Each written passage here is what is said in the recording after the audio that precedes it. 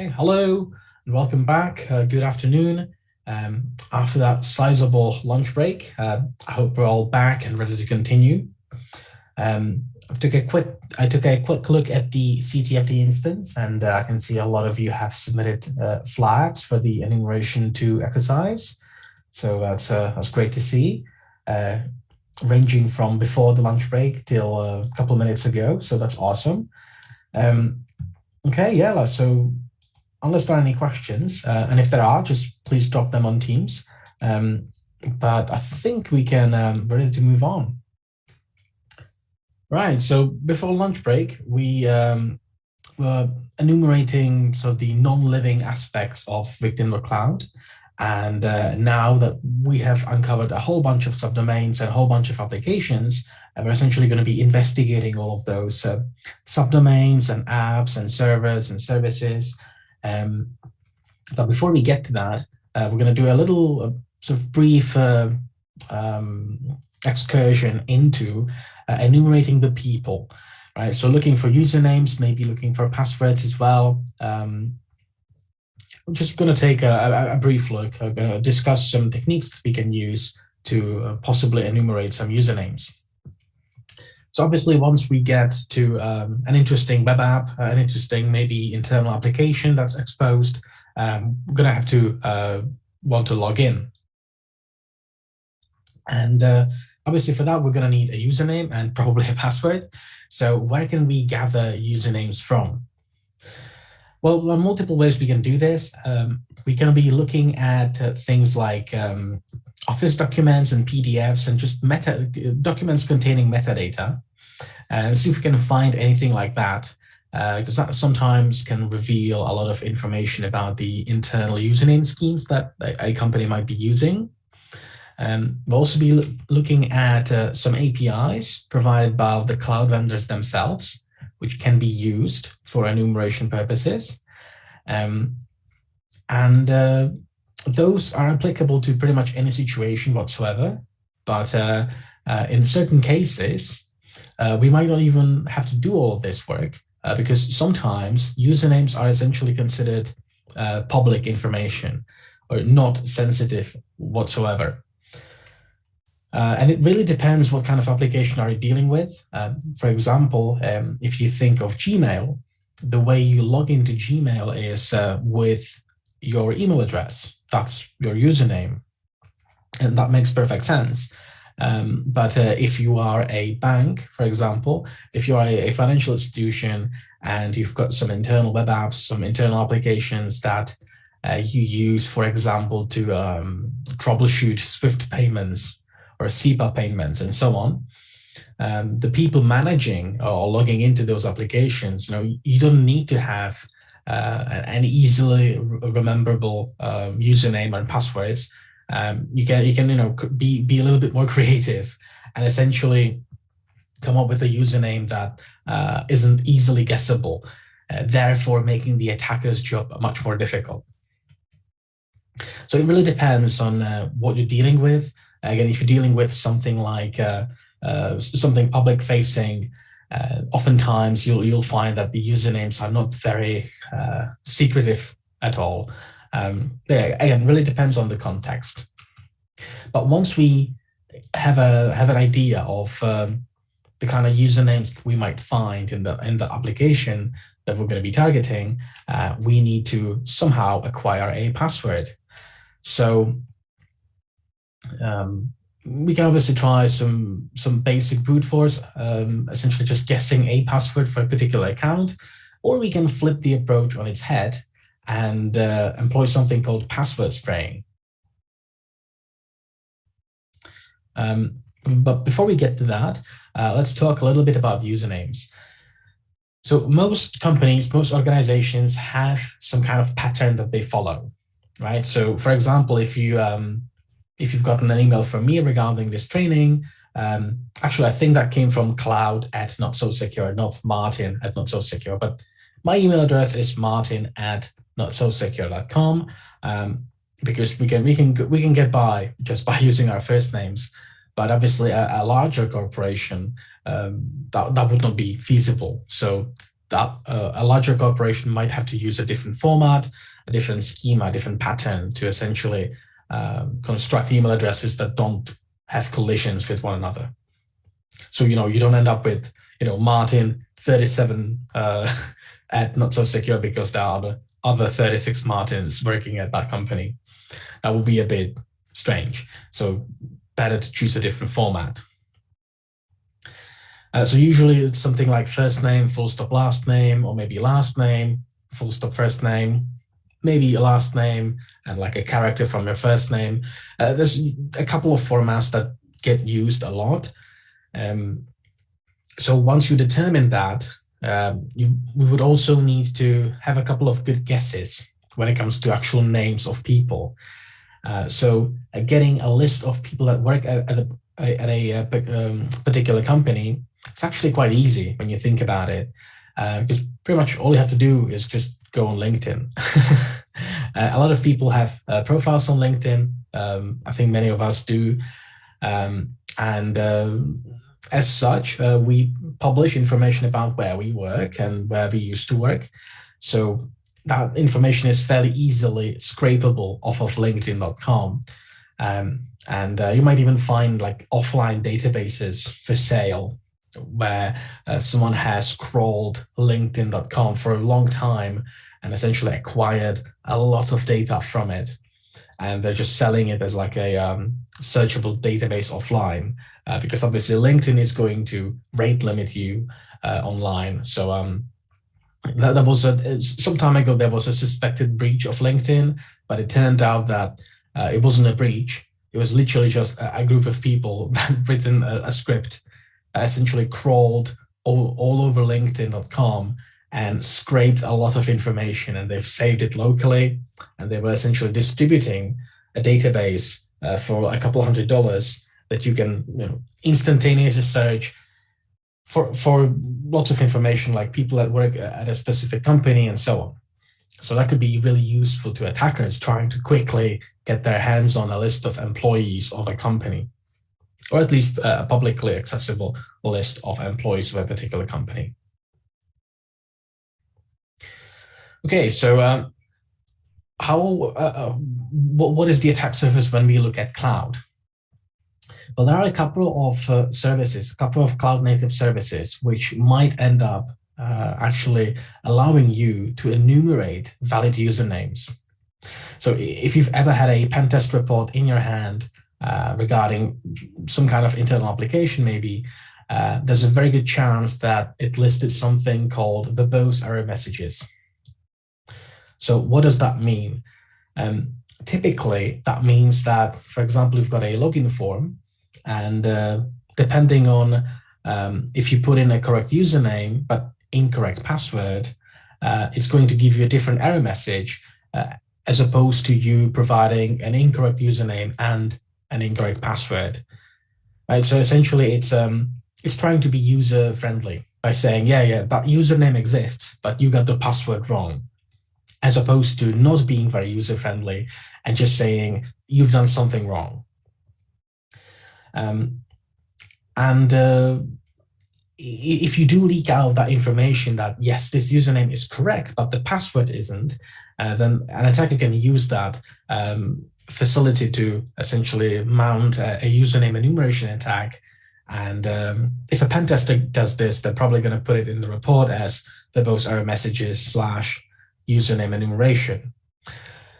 And this really depends on your policy. Like, do you consider usernames to be public or not? Do you need to protect usernames, or do you not care? Are you risk accepting things?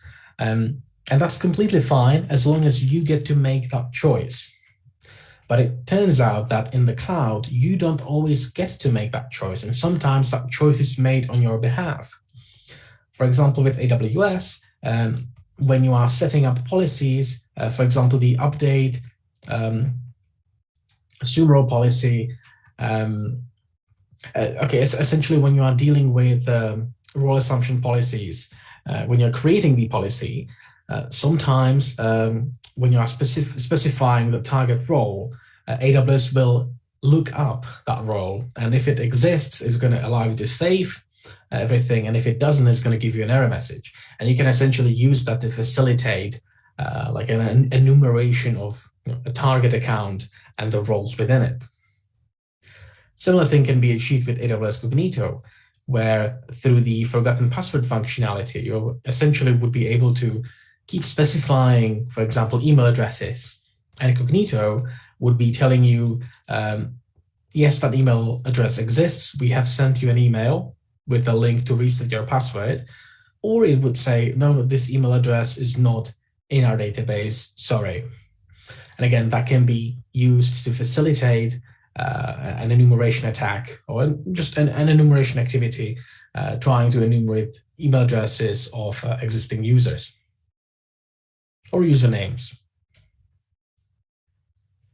And so those were two examples from the AWS world. And just so we're not that one-sided, let's take a look at Azure. So with Azure, there's an interesting functionality within the login form that Microsoft uses. As you can see, we are dealing with the login.microsoftonline.com website, which essentially is just a login form. And when you're filling it out, it first asks you for your username. And essentially it takes that username and it does some lookups on it. And it tries to determine, okay, is this a Microsoft user? Is this a Microsoft account? Or is this some internal account that from a company that uses our products? Or what is going on? And based on that, it determines what to do with you. Maybe the best thing would be to just show you a really quick example. So let me go back to my browser here. I'll go to login.microsoft.online.com. And when I do, it's going to load up this login form. And depending on what I put in, it's going to behave differently, right? So I could say martin@victim.cloud. And it might say this username is incorrect. Make sure you did it properly. So it's essentially letting me know that this username, we don't know this user. But if it was something like this, cloud.com is our parent company, you would notice a completely different behavior. That is me being redirected to the organizational sign-in page. I'm sure a lot of us have seen this before. Essentially, this is how a federated domain works, or a federated setup works. So at that point, it doesn't really matter what my username is, right? As long as, because the system might not be checking that. The system will be looking at the domain here, right? So this email address probably doesn't exist, but regardless, I will still be redirected to my internal organizational sign-up page, or sign-in page rather. Right, so this form clearly has a lot of functionality hidden inside that determines what happens based on several factors. The main thing is looking at your username and looking at the domain and trying to determine if it is managed by Microsoft. There are a couple of options. It can be directly managed, for example, by Azure AD, in which case Azure has all the information to determine whether your username is valid and whether your password matches the records. Or it can be federated, in which case it doesn't not have the answers. Or it can be completely unknown, in which case you can't log in. So there are different scenarios. And some of those we can use to our advantage as attackers in our attempt to be enumerating users of a particular domain. So this attack is only going to work if the target domain is directly managed by AAD. And if it is, then we can essentially be submitting lots and lots of usernames to another endpoint from this login Microsoft Online website and looking at the results. So how bad is this? How vulnerable is this? Well, Microsoft obviously knows that this could be a problem. So what they do is they have a rate limiting system in place, which serves as kind of a compromise between user experience and user friendliness, where the login form is quite clever and it tells you, no, you made a typo in your username, versus your username is correct, but the password is wrong.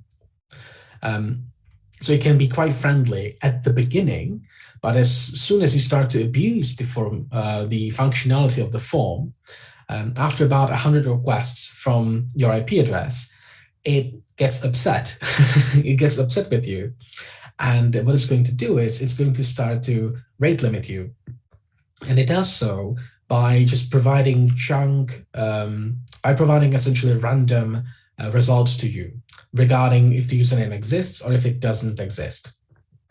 So it's essentially, if you're doing this as an attacker in a script, it's after about 100 requests, go through, it's going to taint the data that you have, right? Because it's just going to start outputting random, 50-50 random data back to you before it cuts you off completely. So there's an interesting rate limiting mechanism in place on this Microsoft login form. But nevertheless, if we are careful and if we're smart, we can enumerate a little bit at least.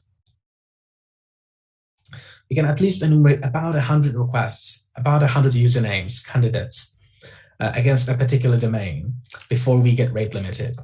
But we have to make our guesses wisely, right? Because we do not get like an unlimited amount.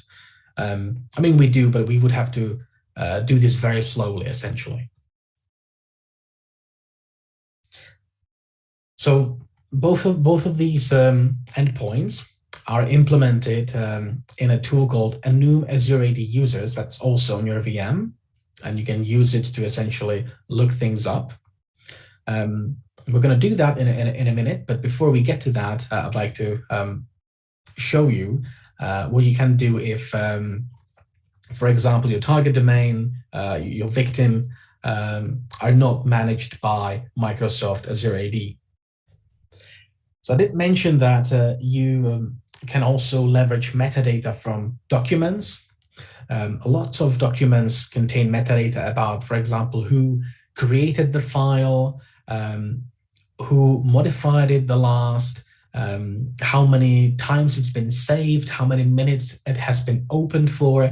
Like, especially Microsoft Office documents really do keep hold of a lot of metadata like that. Unless you strip away that metadata, it will be carried inside of the file. So essentially, if you're targeting like a small website that maybe has some PDFs or Word documents or Excel spreadsheets on the website for download, for example, you can do that, and you can essentially rifle through those documents and try to find interesting information about the user accounts within that particular company. You can do so manually, for example, with the use of EXIF tool. Again, EXIF is typically something we associate with JPEGs, but the EXIF tool is quite clever, and it can also process Word documents, spreadsheets, PDFs, and so on. So you can do it manually, or you can use an automated solution. In this case, where we are giving a shout out to a project called Foca. I'm going to quickly show you because I like the grumpy little animal as the logo. So yeah, you can essentially use a tool like this, which is capable of processing a bunch of different files. If I can find that quickly here, yeah, it's capable of processing files like Microsoft Office file formats, OpenOffice PDF files, some Adobe files, SVG files, and so on and so on and so on. And obviously extract interesting information from those files. All right, so do we have any more choices? And the answer is yeah, absolutely. So when you look at, for example, code repositories, source code repositories are typically a goldmine of sensitive information. because it is very easy to make a mistake and accidentally commit something that you didn't mean to. But once you push it out to the world, to the master server, to the world, it is very difficult to take that back. Obviously, you can realize what you've done and remove the information again, commit the deletion of the sensitive information and push that commit out as well. However, it's in Git's nature, not just Git, but Subversion or any other version control system. It's in its own nature to essentially maintain really good historical record of all different changes. So even if you commit a file and then you realize, oh no, I shouldn't have done that, and then you remove it afterwards, it is still going to be in the commit history of that particular project. And that's what tools like Trufflehog, or in this case, ShushGit, look for. That's the fact that they leverage. Essentially, you can point these tools, Trufflehog, ShushGit, many other tools, you can point them towards a code repository, for example, on GitHub, GitLib, Atlassian, Bitbucket, anywhere really. And it is capable of going through the commit history and trying to find out or trying to locate interesting information that might not be there still. It probably was removed, but it is contained in the version history. So things that have a predefined format that it's easy to identify and look for example, AWS access keys, secret keys, usernames, passwords, things that look encrypted or encoded, maybe log files, SQLite database files, and so on. Just many, many different things can be found automatically like this. If you're very lucky, maybe just Googling the right sequence of keywords could lead you towards getting your hands on some credentials. In this case, we're essentially searching through S3 buckets on Google, and we are searching for the phrase AWS_secret, which tends to be around, the value really says, the name of the value really says it all. It tends to be in close proximity to things like access tokens, access key IDs, secret access keys for AWS. But I would say if you do a search like this and you get some hits on Google, if Google has had time to index whatever you're looking for, chances are you are not the first person seeing these results. So maybe this won't be, these credentials that you can uncover, maybe they're no longer valid, but it's definitely worth a shot. I mean, it's not much effort to run a single search like this. Because I've already mentioned Git repositories.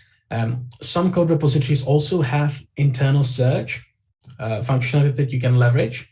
For example, on GitHub, we can search through the code bases there, and we can search for all sorts of different keywords. For example, this one, default endpoints protocol.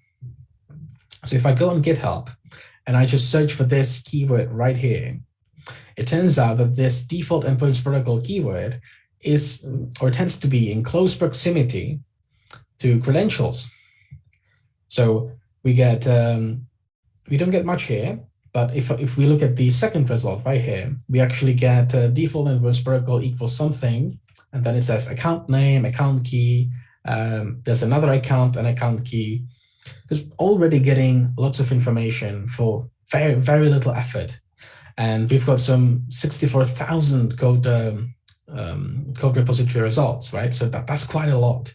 And chances are that, even if 1% of all of this was valid, that's still, a lot, a lot of credentials.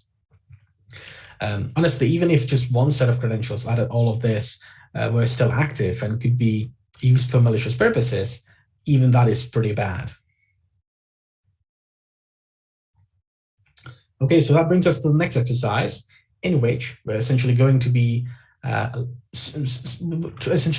looking at victim.cloud and trying to determine whether they have some integration with AAD And if they do, if we can enumerate some usernames from this domain then. So let's take a look. All right, so victim.cloud, let's essentially think back to the slides. A couple slides ago, I showed you these two endpoints from the Microsoft login form. The first endpoint essentially determines the relationship between Microsoft and the target domain. And if the target domain is managed directly by AAD, then we might be able to do some username enumeration. So let's first try to determine if victim or cloud have a relationship with Microsoft. So to do that, I'm running a curl command here, and I'm querying this login form, this particular endpoint called getUserRealm, and I'm feeding it this email address here. So test@victim.cloud. And what I'm getting back is a bit of XML, and apparently victim.cloud is directly managed. How handy and totally surprising. If I were to change that, for example, to clarinet.com, I've shown you in that quick demo, you'll notice that it now says federated. So the relationship is different, and in this case, we wouldn't be able to do much. The same thing if we were using a domain that doesn't have a relationship with AAD whatsoever. Right? So if I put my own domain there and I know I'm not using any Microsoft services on that domain, it's going to say unknown. So there's no known relationship between this domain and Microsoft Azure. Therefore, not much enumeration will be. It will not be possible for much enumeration really. But let's think back to the victim of cloud domain. So apparently, victim of cloud is directly managed. So in theory, we should be able to start guessing usernames against Azure AD, because Azure AD is directly managing this domain. So Azure AD also holds all the answers and all the data so they can answer any questions that we might have. So let's take a look. So I'm going to run another curl command, again from the slides, the second one. And I'm hitting this get credential type endpoint here. And I'm sending a post request there. And I'm essentially just sending over the username, test@victim.cloud. And what I'm getting back is the digit 1, or at least it's part of the JSON result. Now, this endpoint is a little bit funny to work with, because if it says 1, that means there was a problem. That means that username does not exist. If it gives you a 0, that means, yes, that username is valid and exists within the environment. So yeah, again, it's slightly counterintuitive, but once again, this endpoint was not meant for hackers to enumerate off of.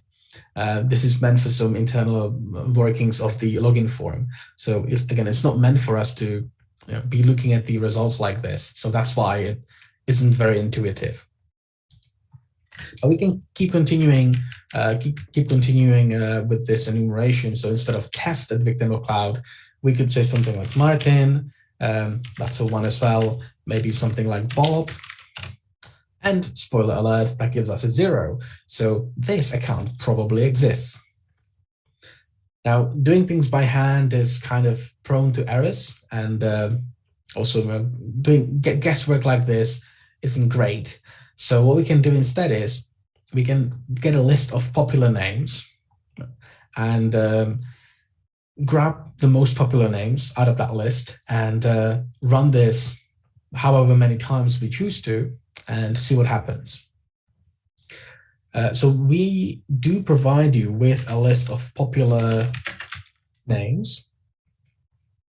Let's check it out. So we've got a file containing names like John, William, Charles, Frank, Bob, Joe, and so on. But there's quite a few. It's like 250,000 names in that file. So That's a bit too much. That's a little bit too much. This would definitely put us over the limit of essentially being applied. Sorry, this would put us over the rate limiting limit, and we could definitely run this, run through this entire file, but we would only get about 100 good results before the data that we would be getting back would essentially just become nonsense. So we need to be very careful on how many entries we're actually going to be using from this file. So I'm going to grab the top 30. So I'm using the head command. I'm telling it to use 30 lines from this file. So it prints it out, and it also saves it to a file called popularnameslist.txt.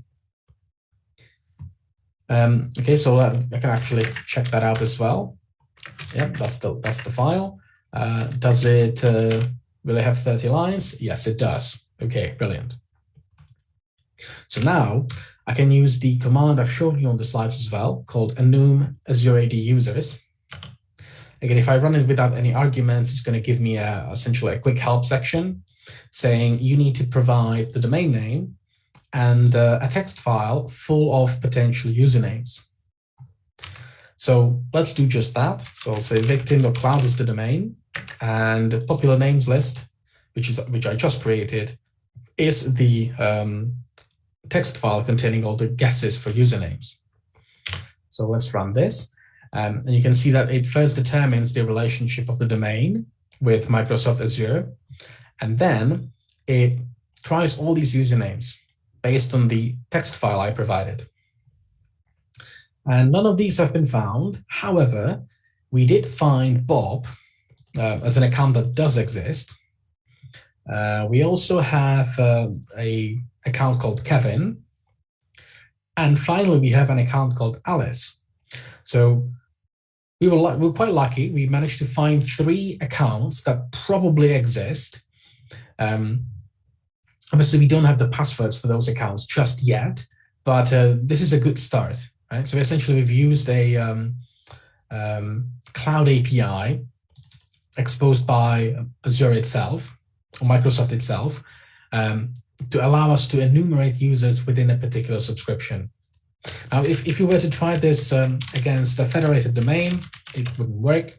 It would just say, sorry, this domain is federated, meaning that Azure AD doesn't have all the answers. So, we can't enumerate it, obviously. And if you were to try against a domain that has no relationship, then it would say, sorry, we can't do that either. So it's an interesting tool. Obviously, there are some prerequisites that need to be met, like that domain has to be directly managed by AAD, which doesn't always happen. But when it does, we can actually use that fact to enumerate some usernames.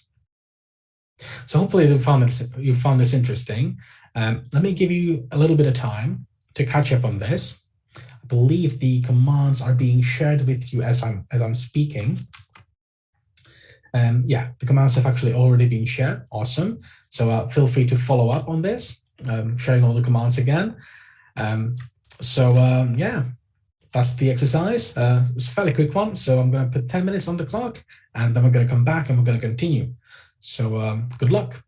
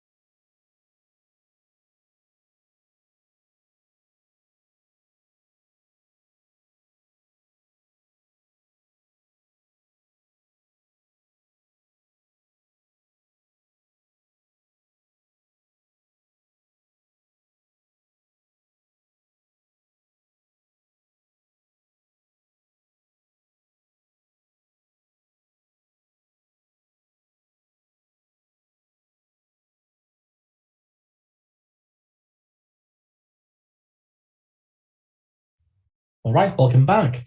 So that was a relatively quick exercise, enumerating some users against Microsoft Azure AD. And again, the results that we acquired are going to come in really handy tomorrow, when we're going to be looking at Azure AD in more detail.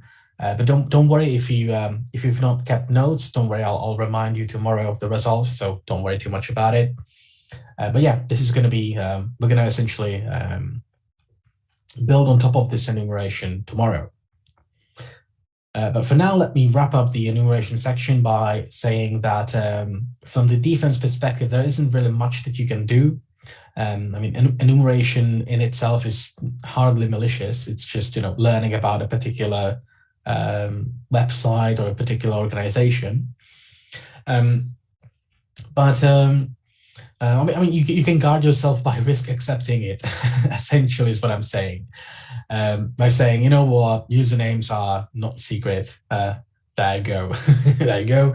Therefore, it's not secret. So if people learn what kind of usernames we have, then, there's not been a breach. Risk accepted. Boom. But definitely to kind of make it difficult for attackers to advance, you can deploy some defense in-depth techniques. When it comes to user accounts, MFA is probably a very good idea, because once again, even if us as attackers, even if we get our hands on a username and then we correctly identify the password for that account, should it have MFA enabled, we're not going to be able to actually log in unless we somehow circumvent that. So defense in-depth techniques usually work pretty well against scenarios like this. All right, so that wraps up the enumeration section. Again, I've shown you a couple of basic things. We're going to leave that behind in favor of looking at other cloud native services that we can actually somehow exploit and use to get a foothold in the cloud environment. But yeah, as I said before we even started the enumeration section, like enumeration is such a rich topic. Like we could talk for a day very easily just about enumeration. Don't really have the time to do that here, but I try to pinpoint some interesting ideas and concepts and tools. So hopefully you found it interesting. But now we're gonna get to the meat of it, and we're gonna be looking at Lambda functions and beanstalk deployments and so on. And we're essentially going to be looking to see if we can compromise those deployments somehow. Okay, so first things first, how do we identify that a particular application is running in cloud? Or like, how do we realize that, oh yeah, this is a Lambda function? Well, it's hard to say. From the external perspective, it looks just like any other website or as any other API. Sometimes if you look at the HTTP response headers, for example, there might be some indication as to what is the platform that is running that particular service. But from a first look, it kind of looks the same as if it was running on premise. And that's kind of the point. I mean, it's not supposed to be completely different from the outside perspective. So once we get in, the differences, however, will become very, very clear. So we'll essentially be exploring getting some basic foothold in 3 scenarios. We'll be first looking at serverless functions or function as a service deployments. Then we will be looking at relatively low-level offerings like infrastructure as a service instances. And then we'll take a look at what happens when you disable some of the built-in security controls, if you have the option to do so, again, on a fairly low-level offering like infrastructure as a service. Okay, but we're going to kick this off with serverless. We're going to kick this off with function as a service deployments. So as I've mentioned before lunch, a lot of the deployments are quite ephemeral and temporary and disposable. So getting a foothold and maintaining it can be challenging. OWASP, if you know OWASP, it's an organization that essentially does a lot of good for AppSec, and they do something called the top 10 list. And it's always focused on a particular area, for example, web applications, mobile applications, APIs, serverless.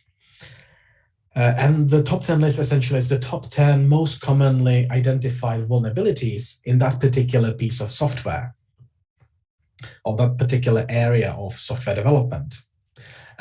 So to give you the TLDR, to give you the summary, for serverless, there are a couple of classes of vulnerabilities that actually have that have interesting non-standard impact.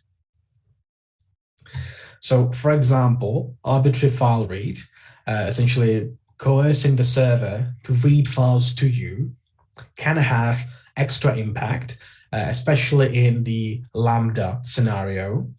Again, that's something you can achieve through, for example, directory traversal or XXE. Just to give you a couple of examples here. When it comes to remote code execution, I mean, that's a pretty bad one just on its own. Never mind the cloud, that's pretty bad on its own. But yeah, if you can achieve remote code execution, for example, through server-side template injection or command injection, then you might be able to execute arbitrary commands within that Lambda function, for example, or Azure function, GCP Cloud function, and so on. Possibly trying to reach out to other resources on the network.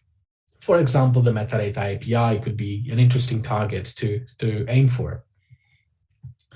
And finally, something you've heard me say a couple of times already, server-side request forgery, or SSRF.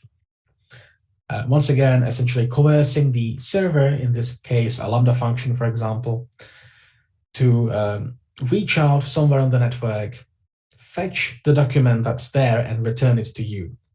And whilst that may not sound too interesting, in cloud, it typically has extra attacks, extra impact. Again, specifically targeting, for example, the metadata APIs, as we will see in a couple of slides. Right, so those three areas are quite interesting to study when it comes to cloud and different components in cloud. So let's quickly, again, this isn't an AppSec training course. This is a cloud-based training course, but I've introduced a lot of different vulnerabilities here, different classes of vulnerabilities and so on. So I'd like to give you a quick rundown of all of this and mainly show you how these things happen so we can understand how to exploit them. And then we're going to exploit them in a real scenario. Okay, so first up, arbitrary file read, or essentially coercing a server to disclose some files to us. So this typically happens when the user can influence a particular file path on the server side, right? So for example, if you'd have a website and it's got like a downloads section, and for each file, it is keeping a track, like a counter of how many people have downloaded that particular file. So it might be something like downloaded PHP, question mark, file equals, I don't know, brochure.pdf or 2021 results.pdf or something like that. And all that script really does is it just increments some kind of counter when you click a link and then serves you the file. So nothing too special. But as a user, you are in control of the URL, right? So you can change that URL, especially the file name in the URL, to something else. And if the application isn't coded properly, then it might just allow you to do crazy things with the file name parameter. That's pretty much the basis for a path traversal or directory traversal attack. We can essentially just coerce the system to give up files that it isn't meant to. And it might sound like an old school vulnerability, and it typically is, but I've got one very recent example that I'd like to show you. So how do you test for this? Well, if you ever see like a file name parameter in a URL or in a form, for example, in a post request, you can just try to substitute the file name with something else, right? For example, on Linux, there's a file called etc-passwd, which on pretty much every single Linux distribution there is, does exist. And it exists with very open permissions, essentially allowing any single user on the file on the system to read this file. We can't write to it, but we can read it. And that's usually good enough, an indication for like a proof of concept code to say, yeah, we can actually achieve a path traversal attack. Here's a POC of us reading out this, this standard file. So sometimes you can just specify an absolute path. That doesn't happen that often, however, like at least from my experience, relative path is sometimes, relative path is usually what you find, where you can essentially just substitute the file name for something like .. and so on, jumping up a couple of directories before traversing the file system again into /etc/passwd. Now, sometimes you deal with a web application firewall or some kind of intrusion detection system that flares up because this doesn't look like a very legitimate request. This doesn't look like a very legitimate file. Not at all. So sometimes you need to be a little sneaky and pull some tricks to get around some of the detection mechanisms or intrusion detection and prevention mechanisms. So what we see here on this third bullet point is actually the same thing as here. So the second and third bullet points are actually the same thing. However, the third bullet point uses something called URL encoding. And in this case, this is actually double URL encoding. Right, so we can see that the forward slashes have been replaced by this sequence of characters. So decoding this from the URL perspective, %25 is URL encoding for percentage sign. So this effectively becomes this. And then that's followed by 2F, which again is URL code for /. So as you can see, these two payloads are actually the same. It's just that expressed differently. There's just a little bit of AppSec magic in the third one, in the third bullet point here, essentially just kind of obscuring the payload a little bit. Sometimes web application developers and again, I know this firsthand because I am guilty of this. This is what I've done when I was a junior developer. Sometimes, we try to be clever and we think, okay, well, if an attacker specifies something like this, then I will sanitize that request by looking for .. and removing it from the file name or the file path, right? So therefore, if I remove these characters, then the attacker will not be able to traverse my file system. And whilst in theory that makes sense, when we look at this long payload here, this fourth bullet point right here, and if we take a look at the sequence of bytes .. and we remove it, all right, so I remove this. Here's a .. I'll remove that as well, and so on. Here's a .. remove that as well. Actually, if we do that, if we remove all of that, then we're left with nothing, .. and you can see where this is going, right? So we essentially, by trying to be clever, we've essentially taken this, what looks like just nonsense, and we have essentially weaponized it by trying to be clever. So yeah, sometimes being clever doesn't pay. So yeah, all sorts of crazy path traverser payloads here. And I promised you a recent example, because this is a fairly archaic thing. Like, this has been known for a very long time. But just to show you that, you know, mistakes happen in even a very mature software.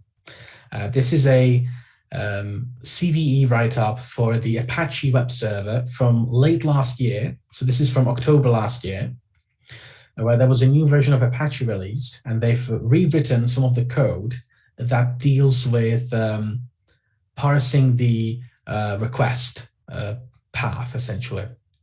So Apache 2449, there was a vulnerability introduced in there, which essentially meant that if you submitted a request like this,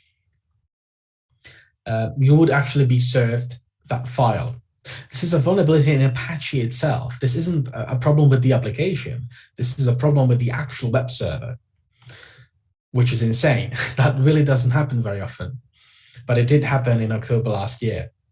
So you could, looking at the payload here, essentially what happens is, again, we can bypass the ... check by using one dot, and then the other dot, we just encode it with URL encoding. Right, so we're essentially saying dot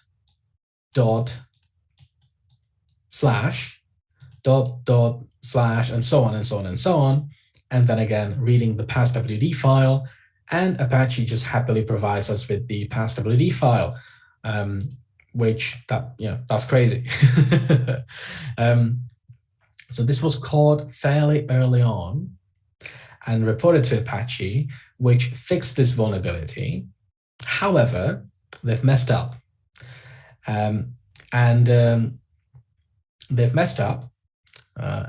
essentially what you could do is just encode it once more, right? So you would take your ... slash payload, you would do the first round of encoding the full stop into %2e, and then you would take this value and encode it again, right? So %32, that's ASCII code for the digit 2. %65, that's a lowercase e. So essentially you end up with %2e. Right? So essentially you've just taken this value and you've encoded it again, essentially. Looking at the payload now, it's a lot less readable. It's more kind of difficult to mentally get through all of this. But this literally just means ... slash slash and so on. And yeah, it worked. So yeah, that was a pretty poor fix, and it essentially resulted in another vulnerable version of Apache, which then later on finally got fixed properly. But yeah, it just goes to show that even archaic vulnerabilities like this sometimes do pop up again. So yeah, we should never should always be vigilant, and you should always be on the lookout for these things, even if they seem like issues which are no longer present, because you never know. We've got a very very mature project like the Apache web server. Essentially falling victim to something like this is just crazy. Okay, we've talked about all of that. Right, so that's one way of achieving arbitrary file read, essentially allowing a web server to read files. Now, next up, I've got XXE. Again, I'm not going to go into too much depth here, but essentially, XXE is an interesting attack that came to that got really popular around 2017, and it just relies on XML. So just XML documents. It turns out that the XML specification is quite complex, and in XML documents you can specify what's called an entity, which is essentially a variable. You can see that here in this 3-line XML document, we are using this XXE entity right here.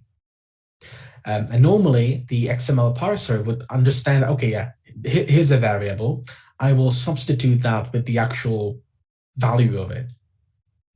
And it turns out that it was possible to tell the XML parser to go to some random website, read whatever is found there, and use that as the value for this variable, which is insane.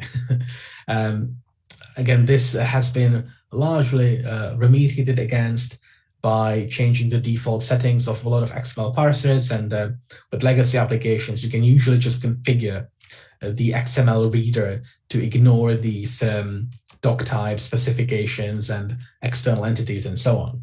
But it was an interesting attack, literally just leveraging XML documents. There's nothing like malicious or special here. This is just a legitimate XML document, which tells you to go grab the value of this from a website, which in itself is not extra malicious, but it could definitely be turned into something interesting, especially in a cloud setting where we can talk to interesting places like the internal metadata API service. All right, so next up, we've got remote code execution. So remote code execution is pretty bad, as the name suggests. So if we do get to a point where we achieve remote code execution, we can start executing arbitrary commands and do all sorts of nasty things. So achieving remote code execution, I'm going to show you a couple of ways of doing that. Again, there are many. I'm just picking out a couple of interesting ones that have to do with companies that are cloud native. So here we have a problem that was in the Shopify ecosystem. So if you don't know, Shopify is a company that allows you to, that essentially acts as, it's a software as a service provider, and they allow you to spin up your own e-commerce online solution. And they are cloud native, and they're kind enough to, when they have a security issue, they usually make the initial report public after a couple of years, for example, or after some time passes. So, we as the community get to read up on it and understand what went wrong and learn from it. So in this instance, Shopify had essentially some upload functionality. You're setting up your online store. You are creating some products that you're selling. You probably want to upload some pictures of the things that you are selling. And it turns out that you could do that, obviously, in Shopify. And when you would upload an image, Shopify would process that image. So, for example, if the image was too big, it would resize it down a little bit to make it a little bit more usable on the internet. And it would also strip out some of the metadata so that you can't, so that the image doesn't store information like what kind of camera has it been captured on, and essentially longitude and latitude coordinates of like where you took the picture, because that could leak some, that could breach your privacy. So you don't want that. So Shopify take care of that by removing that metadata. But in order to do these things, they needed to process the actual image. And it turns out that the way they did it, using a vulnerable library, meant that if you uploaded a special image, right? So this screenshot here of something that is just a text file, this is actually an image, right? So this text here, these 6 lines of text, that's actually an image. It's a PostScript file, which is kind of like a PDF. And essentially this ImageMagick library can read this and render it as an image. So the problem was that there was a problem in the implementation, and essentially this yellow text on here contains a Python reverse shell code, which essentially would provide the attacker with a remote code execution vulnerability, and they would essentially have shell access to that underlying server. So yeah, that's one method of uploading like a slightly malicious image and having it be processed by a vulnerable library. Other options include, for example, server-side template injection, where if you're using something like the handlebars.js library, you might be able to push through a maliciously written template, which might result in remote code execution. And again, I'm happy to chat more about this offline or not live like this, but I think I'm not going to go into detail here because I'm just trying to give you an idea. Not really important how this happens. Just trying to give you an idea of like how many ways that you can achieve this. And finally, the interesting one, at least the one I find interesting, because server-side request forgery, or SSRF, is something that we have known about for a very long time. And it never had much use, really. If me as an attacker can talk to your website and it has an SSRF vulnerability in it, I can make it like scan the internal network to some extent. I can maybe make it request or send requests to other websites, maybe internal ones that I can't reach as an external attacker, but your application can. But all that is very circumstantial and all of that is very context dependent. But in cloud, SSRF found extra impact, like interesting impact. Because as I've been saying, we've got this thing called the metadata API. And it is only accessible internally. And it may contain some sensitive information. So if I can talk to it somehow, I might be able to extract this sensitive information out. And it turns out that that's exactly what SSRF does, right? Me as an attacker can make your application send HTTP requests, and I might be able to make it talk to the metadata API service and read the results. So yeah, that's the interesting bit, right? Maybe I can extract credentials and so on and abuse those credentials and move laterally across your estate. So that's why SSRF is interesting in cloud. Apart from that, it doesn't have that much super high impact use. It's still something that shouldn't happen, but it is most deadly in combination with the metadata APIs. And if we actually have an example here, we are talking to some application here. Seems like it's written in PHP, and we're essentially just telling it to read a document. And it turns out that the application is vulnerable to SSRF because instead of the file name, we're able to specify a URL, which it then loads. And you can see that we're talking to the metadata API here, and we're essentially traversing the metadata API and pulling out some security credentials for that particular application. So, and we're actually quite successful, as we can see here. So yeah, SSRF can be very dangerous.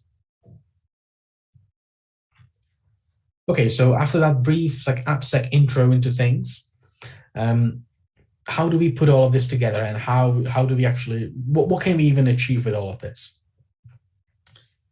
So it really depends. It really depends on what kind of provider are you with and what are you targeting. So first, let's just talk serverless. Let's only talk Lambda functions, cloud functions, and so on. We're not talking about EC2 instances right now. We're only talking about Lambda functions and Azure functions and so on. So in AWS, Lambda functions are a bit weird. A Lambda function does not have the network access to the metadata APIs. And what it does have instead is it actually has a set of AWS credentials in the environment variables, which is pretty weird because like it's like the odd one out. Everything else just talks to the metadata API over the network as usual, apart from AWS Lambda. So Lambda has slightly different attack surface to everything else. In order to compromise a Lambda function, we would somehow need to be able to dump or list the environment variables somehow. Turns out that in Linux, there are ways of doing that, and we'll actually see a demo of that in a second. But more on that, in a second. Let's talk about GCP and Azure. So both GCP Cloud Functions and Azure Functions do have the network access required to talk to metadata APIs. However, they do both require a special header to be present in all of the requests. And if you can only control the URL and not the headers, then you can't specify that extra header.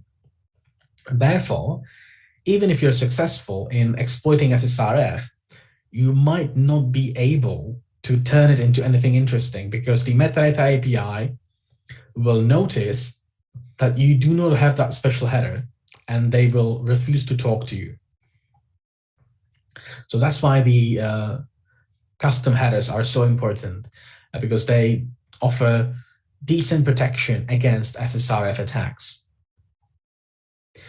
So to summarize, when it comes to serverless attacks, and when it comes to just SSRF or directory traversal, right? So we're not talking about remote code execution. We're only talking about SSRF or reading arbitrary files in a serverless perspective.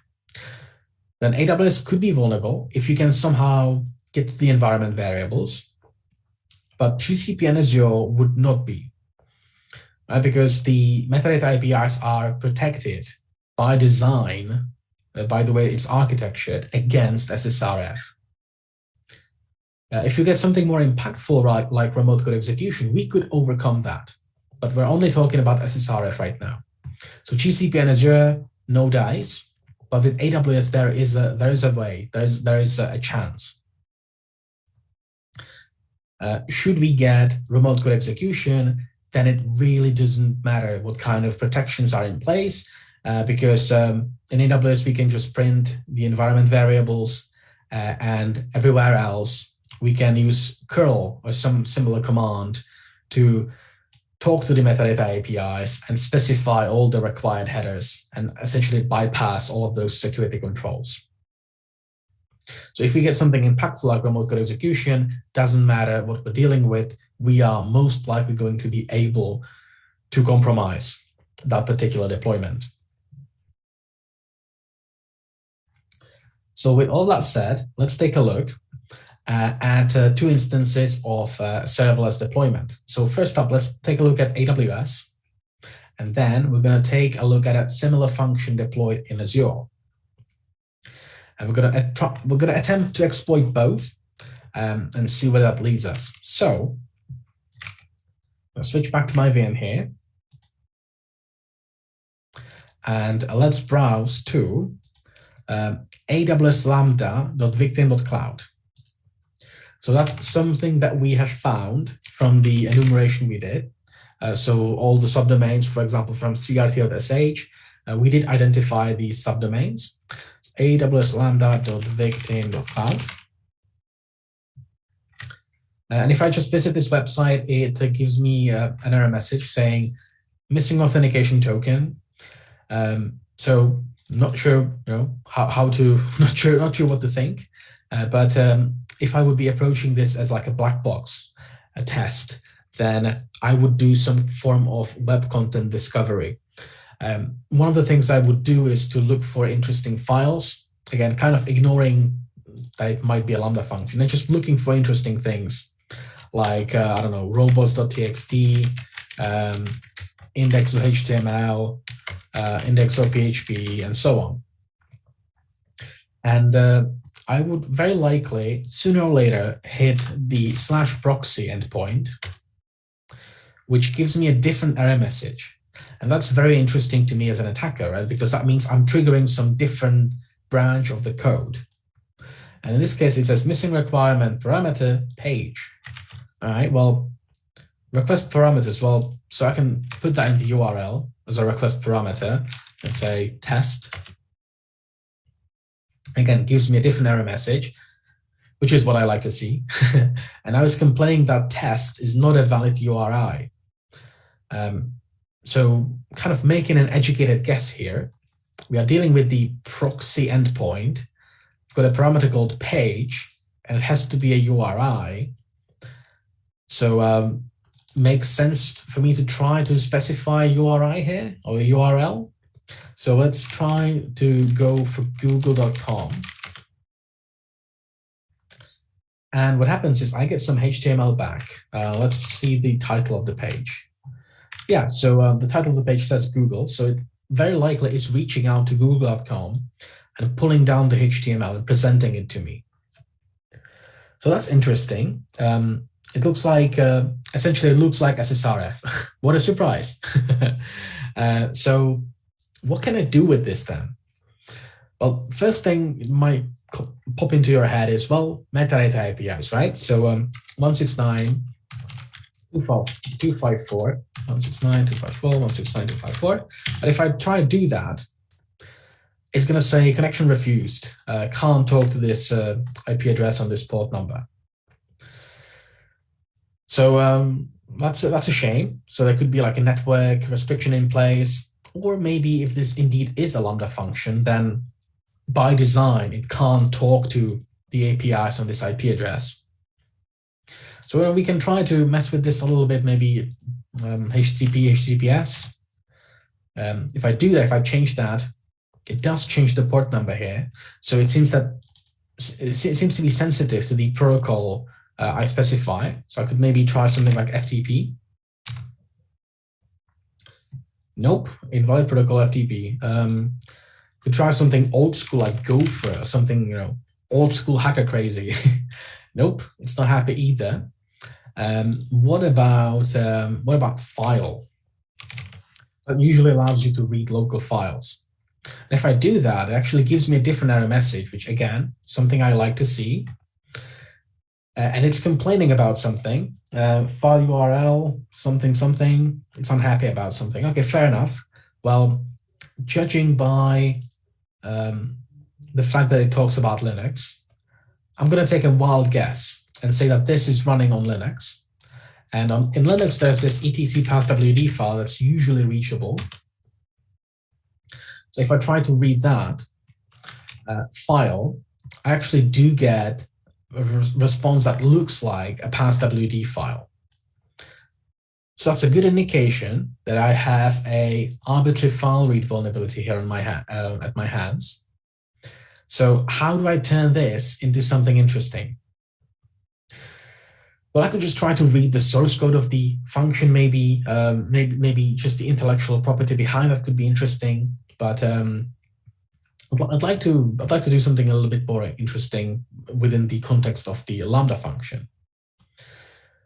So in Linux, there is this methodology that everything is a file, or everything can be treated as a file. So, for example, on Linux, if you do ls/proc, that's kind of like opening the task manager on Windows. Right, all of these digits, all of these numbers, those are running processes on this machine.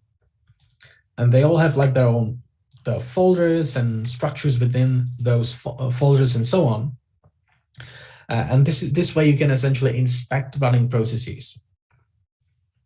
You would have to guess your process's number. If you don't want to do that, there is a shortcut called self, which always points to the process itself. So I don't have to guess my process ID. I can just use the self trick here to essentially skip that and automatically browse my own process files. So let's go to /proc/self. And if I do that, I get access to all these different properties and attributes of my running process, right? So I can look up things like the command line, essentially the command that started this process. I can look at memory mappings. I can look at the current working directory of the process. I can look at the executable that launched this process. But most interestingly, I can look at the environment file.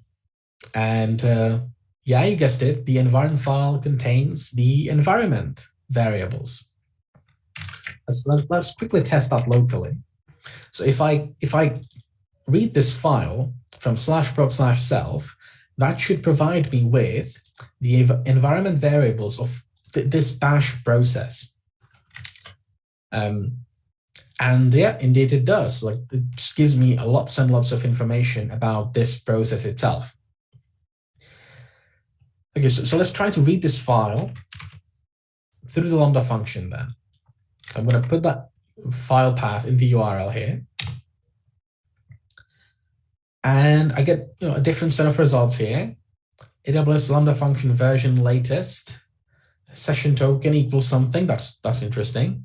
Yeah, I get a lot of information here. It's kind of hard to read though. So let's do the same request, but I'm going to do it in terminal.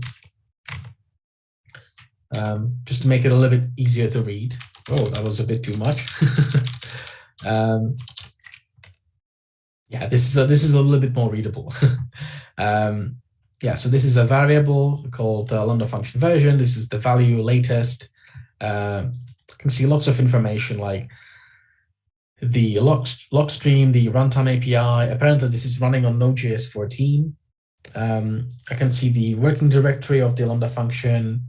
I can see some Node.js related things. I can see the region of deployment, US East 1, so that's interesting. I see lots of interesting things here. There's also the access key ID here, the secret access key, and the session token. So I can even get my hands on some AWS credentials that might come in really handy later on. So I'm going to call that a success. I'm going to call that a great success. Essentially being able to exploit this SSRF vulnerability to read local files.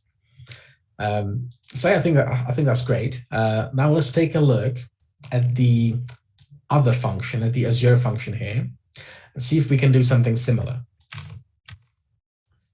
So I'm going to browse to Azure function.victim.cloud. And again, I could do some form of content discovery, like just loading up this domain tells me Microsoft Azure, your function app is up and running. So I already know kind of what I'm dealing with, unless this is like a really well orchestrated distraction. But yeah, it looks like yeah, I'm dealing with an Azure function here.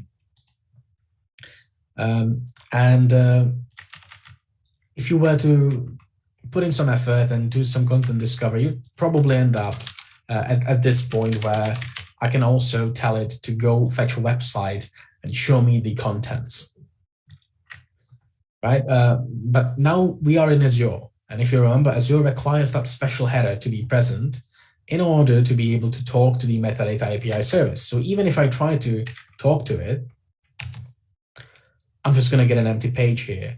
If I do this in a terminal to get a little bit more info, yeah, I just keep getting 500s. Like the application is very unhappy about what I'm trying to do. So it's not really communicating back to me.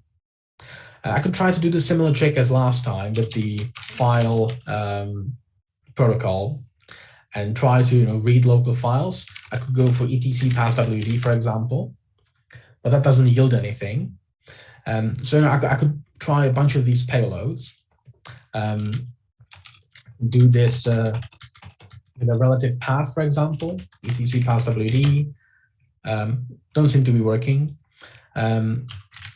So this being an Azure function, Microsoft kind of sells Microsoft Windows. So maybe it's running on Windows. We can check that. If we go to the Windows folder on the system drive and we look for the win.ini file, this is kind of a dead giveaway. Like if at this location you find something that looks like this, it is very, very likely that you are dealing with something hosted on a Windows system. So yeah, it looks like Azure function is indeed being hosted on a Microsoft Windows system. So we're not on Linux. That's why we couldn't find etc passwd, but we have been able to find the win.ini file. So yeah, looks interesting. Okay, so yeah, that's pretty much it. We're not able to talk to the metadata APIs because of how it's designed. It protects against this kind of attack.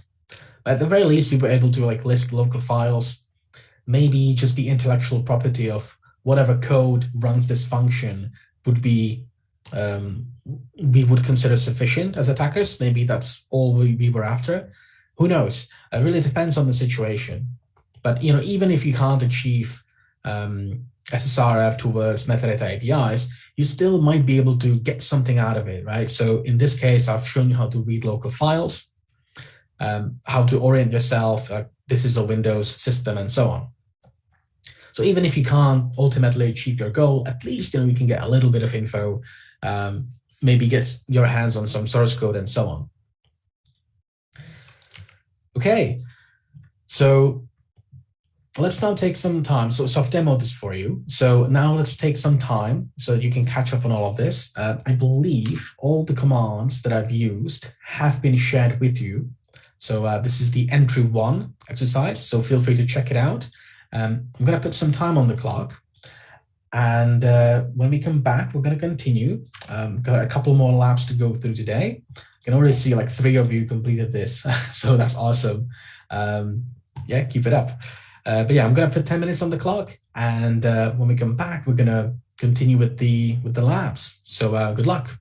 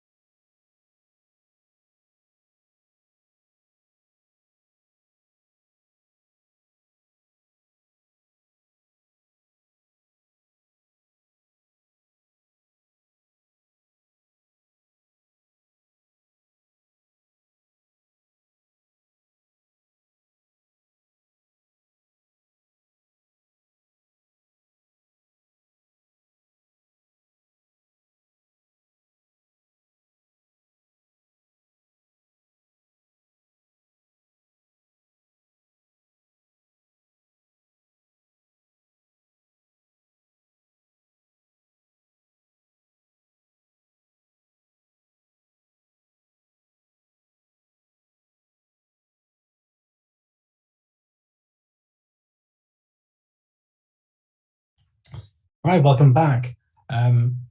Just answering some of your questions. We have had some questions about how do we discover this, and how do we discover these parameters and so on. Usually, if you can observe the application behave in its sort of natural environment, you might notice that this endpoint is being used. But even if you don't, you can do what's called web content discovery and look for common names here, for example. There are word lists that can help you with this. My favorite one, my favorite repository of word lists like this is called seclists. This is a really good resource. As you can see, it's got like 20,000, actually it's got like 40,000 stars on GitHub. Like this is a fairly popular thing. And it's got a lot of word lists for passwords and usernames. And in this case, mainly the web content discovery. So if I navigate to discovery, web content, I can actually see there are a lot of different essentially text files that contain lots of interesting things. Right? So for example, looking at this PHP fuzz file, this gives me a list of just commonly found PHP scripts, like php-info.php, test1, test2, underscore index, and so on. And you can use this to essentially automatically look for interesting files that are not really linked anywhere, but you can discover them this way. You could also look for parameters. So this is probably my favorite file for parameters. In the, again, web content discovery folder, you've got a file called bird parameter names. And these are some commonly used HTTP or request parameters, essentially. All right, so for example, the proxy parameter is here, so we would have found it this way. The page parameter is here as well.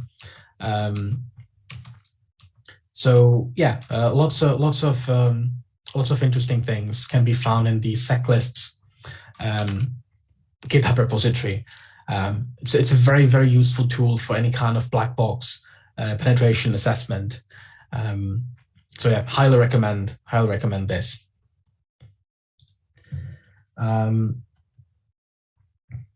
Okay, so just looking, any other questions? I think that's it. Yeah, I believe that's it. Yeah, okay, cool. All right, do we have, sorry, I'm just trying to orient myself. Yeah, thank you, Manish, for the link. And yeah, as far as the poll goes, we've got people saying that they're not done yet, but we can continue.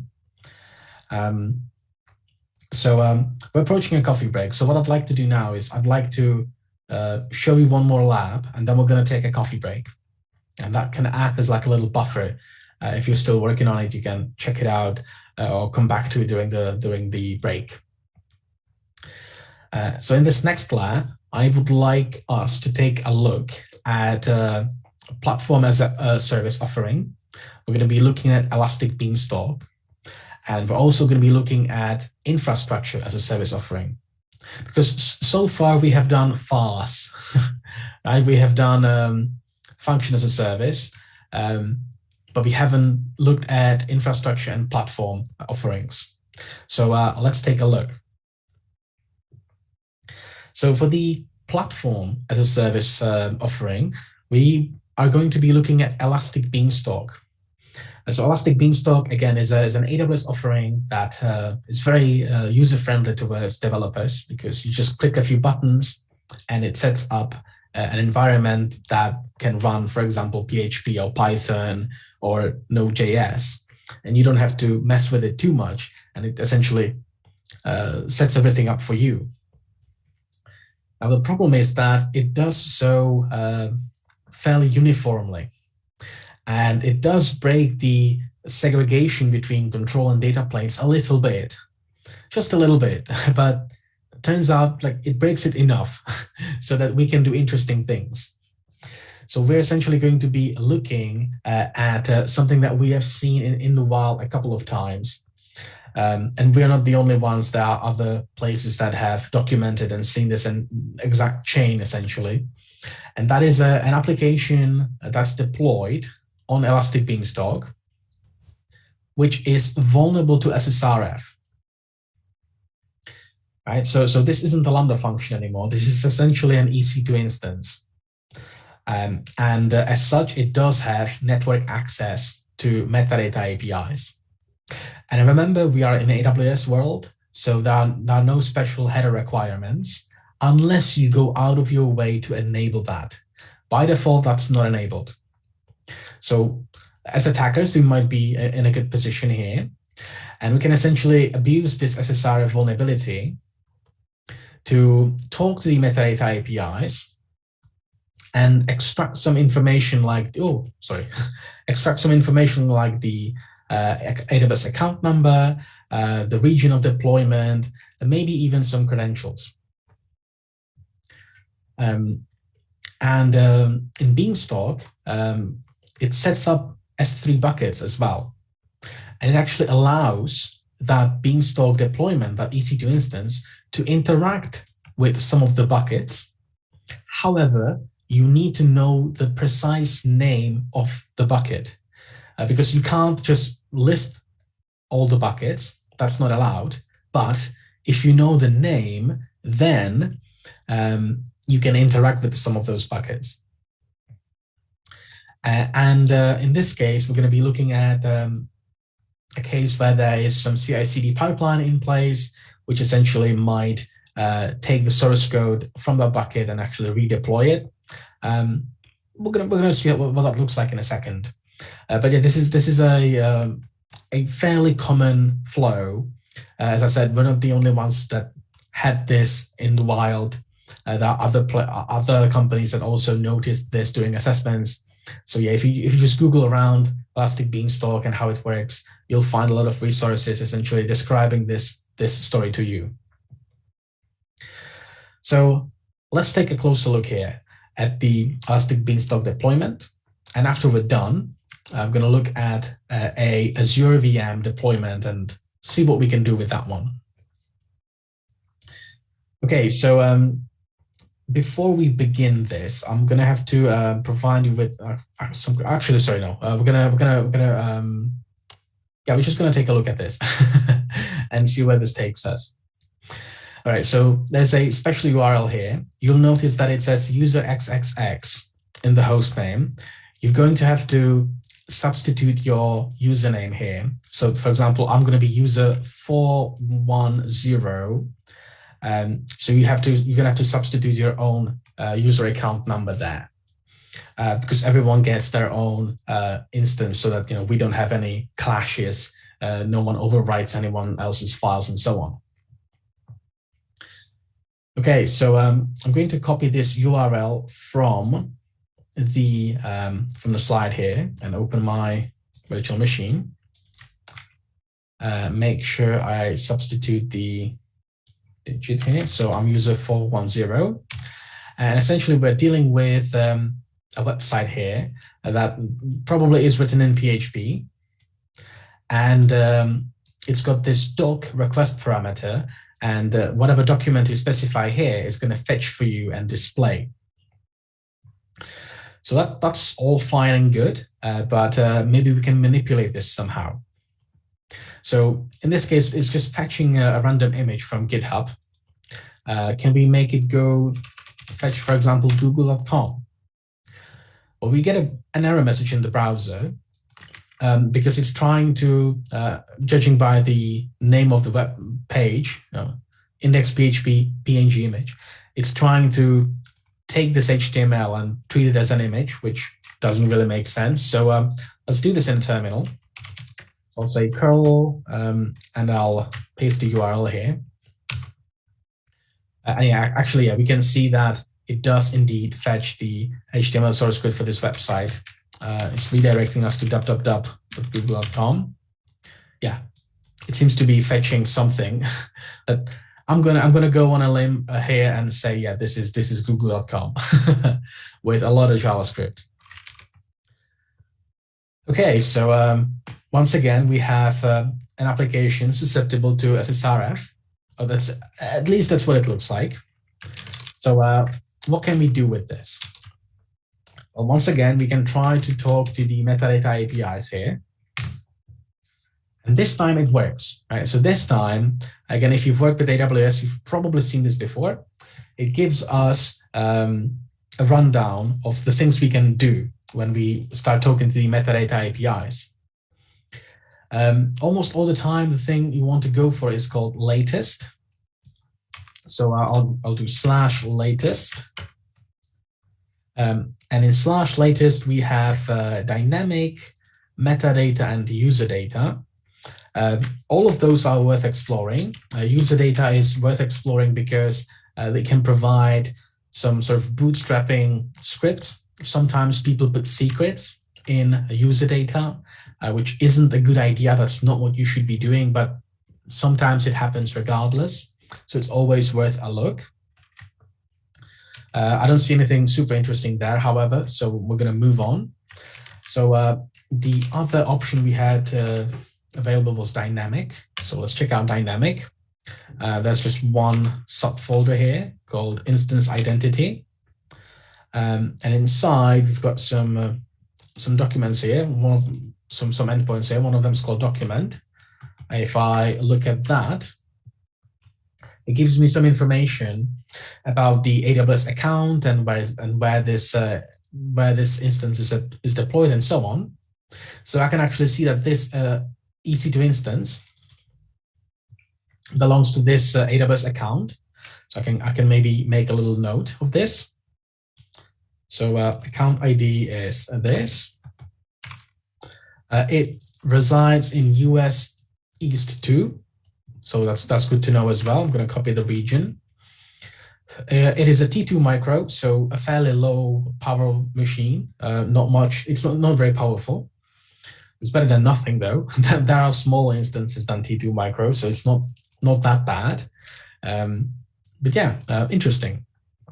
So I get a little bit of information about the instance itself.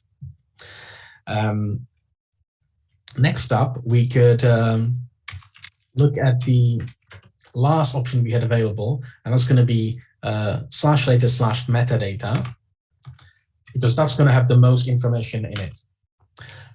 Immediately, as you can see, we've got some information about the image itself, auto-scaling, host name, placement, as in region and data center and so on, public IPv4 address, security groups, and so on. But for us, the juicy bit, the interesting bit is going to be in IAM. Remember, we're hunting for credentials here.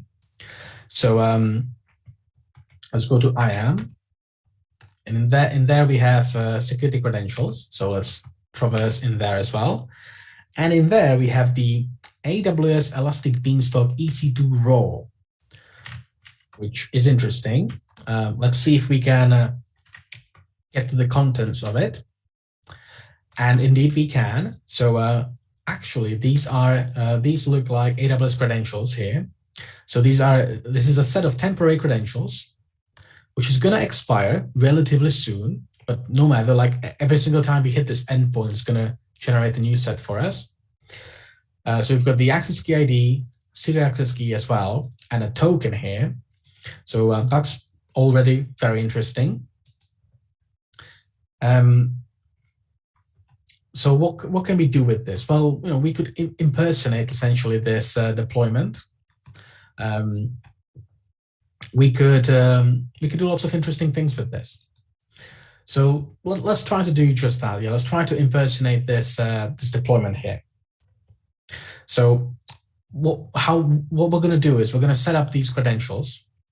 If you've never done that before, we do have a tutorial on how to do that in the Cloud CLI 101 on the training portal here.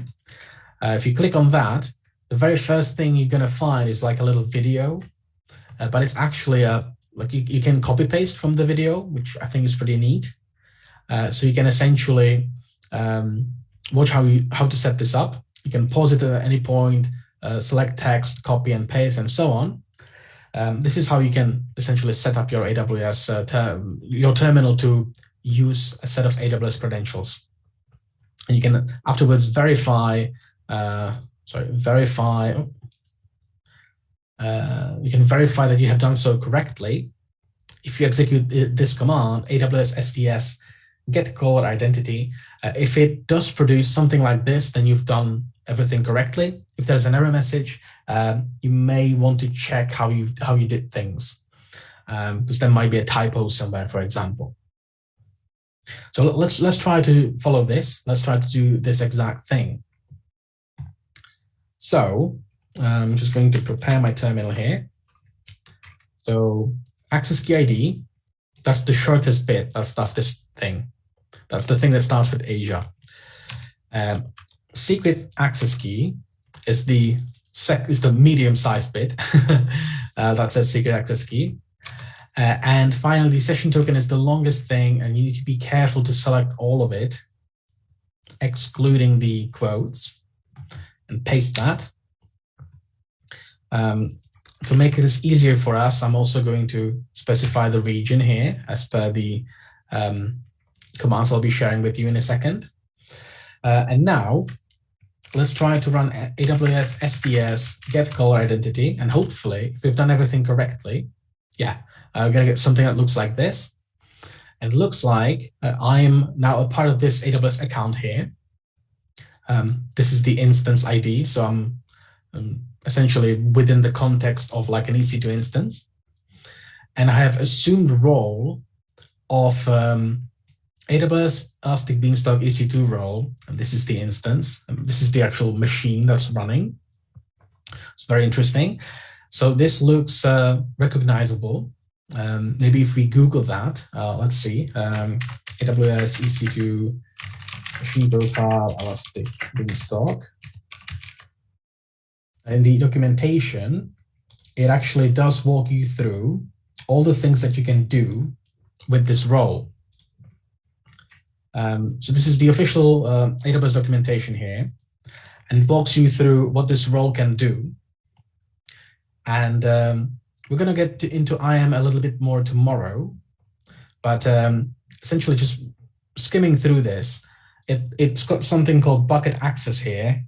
It seems to be allowing some actions here, like get star, list star, put object, which essentially means writing things. And it's allowing it on a set of resources here, essentially buckets that begin with the word Elastic Beanstalk dash. So we don't have those permissions on everything. We can only do these things on a specific number of buckets, or specific buckets that start with this. And it just so happens that if you read through the documentation of how Beanstalk works internally, you'll find that what it does is when you launch an Elastic Beanstalk deployment, it automatically creates a bucket for you, and it sets up the access to this bucket, just like we can see here on the screen. Because it's an automated thing, it's an automated script, it's an automated program, it's not very creative in the way that it names things. So what it does is it names the bucket Elastic Beanstalk dash, and then it puts in the region of deployment, and then it puts the account number. That's what it does. That's just how it works. So if we can somehow get the account number and the region of deployment, we could reverse engineer the name of the bucket. So even though we can't list all buckets, right, that's not allowed.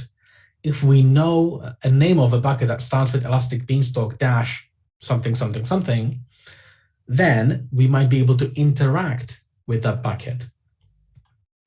So as I was saying, sorry about that. AWS is not very, Elastic Beanstalk isn't very creative, right? So it names things in a predictable way. So it starts off with Elastic Beanstalk dash, and then it puts the region. So the region, according to the information we extracted from metadata APIs, US East 2 dash, and then it puts the account number. So hopefully, if we're lucky, this bucket should exist. And indeed it does. Awesome. So we can interact with this bucket, even though we can't interact with just any bucket. But if we know the name and it begins with Elastic Beanstalk, we actually can interact with it. We can read things from it. We can even write things to this bucket, which is going to be very handy. Because I'm going to browse to my to a directory that belongs to me. So user 410 here, that's me. Again, you're going to have to pick your own folder depending on your username. So let's take a look inside CIH EBS user 410. And apparently there's a zip file here. So let's try to download this. So I'm going to say AWS S3 copy. And I'll copy this zip file called index.zip to my local machine. Okay, here we go. Let's take a look inside that file. Oh, I didn't mean to do that. So in this zip file, we have a file called index.php and some text file. Interesting. So yeah, let's unzip this. Let's check out the contents of it. So we have this index.php file here. So it's a PHP script. If there is a get request parameter called doc, it's going to fetch it using curl and display it. It's also going to send a header saying that it's a PNG. So that looks very much like what we were trying to exploit here, right? This is it would tell our browser that this is a PNG image, but it really wasn't. And it was fetching something from the doc parameter, which also aligns with this. So this very, very likely is the source code of this website. So that's interesting. I wonder what would happen if we would backdoor this script. So you can choose to do that. I'm going to create a new file here I'm going to call it backdoor. You can name it whatever you'd like. You should probably call it user, something to make it clear who it belongs to, but I'm lazy, so I'm just going to call it backdoor. And I'm going to paste in a PHP web shell code. I've got this file called backdoor now. Awesome. I'm going to put this file back into the archive, and I'm going to upload it back to S3 where I found it. All right, so let's put the file back. So I'm going to say zip-ur index.zip, and I'm going to specify the new file to put in. Okay. Let's make sure that worked. I'm going to list the files again. Yeah. Okay. Yeah. So I've got a modified zip file now. I've added this new file into it. So let's push this archive back to where I found it. So for that, I'm going to say AWS S3 copy index.zip. And I'm going to copy it to the S3 bucket that I was looking at. Here we go. Okay, so it should be uploaded now. If we're lucky, the AWS code pipeline, which is essentially a CI/CD pipeline, meaning that it can automatically deploy source code, is going to take a look at this file, notice that it has changed, and it might redeploy the source code. This is a fairly standard procedure for CI/CD pipelines. In this case, we're using the AWS native solution, but you could be using any kind of other CI/CD pipeline. This is a very common thing, especially for having like a bleeding edge test build available at all times. Essentially always reflects the newest source code that you have. It might take a second. So I'm going to check on it now. Okay, it's already up there. Awesome. Yeah, so what you can see is like I'm visiting this slash backdoor file that I have put into this zip file, put it back into S3, and then the pipeline kicked in and redeployed that archive. And now I actually have a file here, a script that can help me execute arbitrary commands. All right, so I can do id-a, realize who I am, list the file system. For those of you participating in the CTF, this file is probably very interesting. And the flag.txt file in the root of the file system, that might be very interesting to you. Okay, so that's the EBS exercise. There's one more file we haven't looked at. If you'll recall, in the archive, there was this sir.txt backup here. I've not looked at that yet. Can take a look.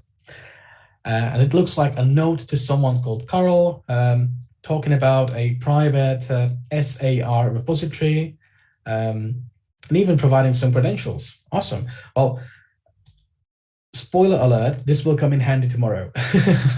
We're not going to go into this today, but keep a note of this.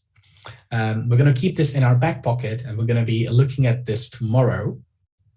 So I'm going to leave this on a cliffhanger for today, and we're going to be looking into that tomorrow. But what we are going to be looking into today is another part of this lab. So this was the Elastic Beanstalk deployment and ways around it, and essentially reconstructing bucket names and pipelines and all sorts of interesting things. But all of this was AWS specific. And I promised you a look at Azure VM. So there's one more bit to this exercise, and that's the Azure VM essentially we're going to be looking at.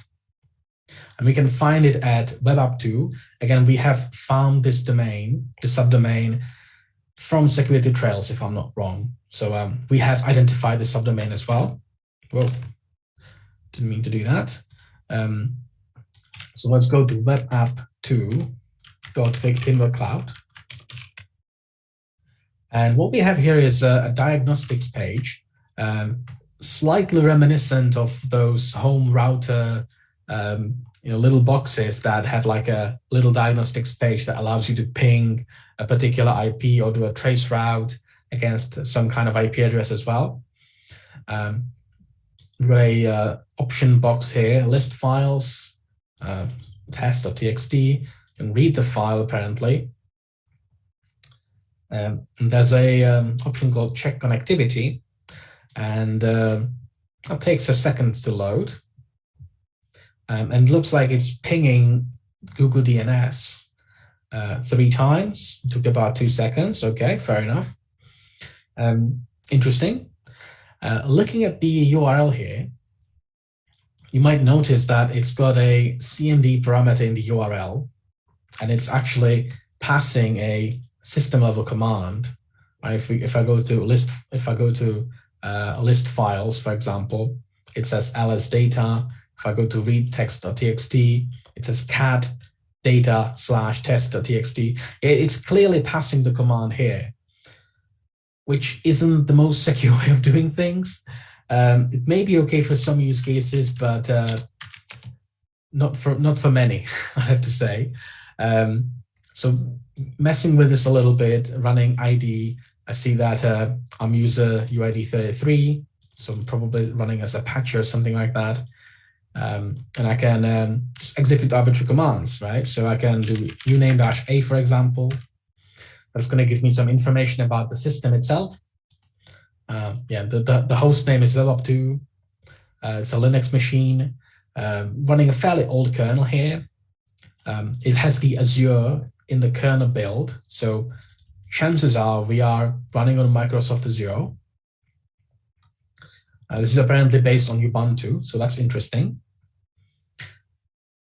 Well, if we're running on Azure, maybe we can do the same trick. Maybe we can talk to metadata APIs.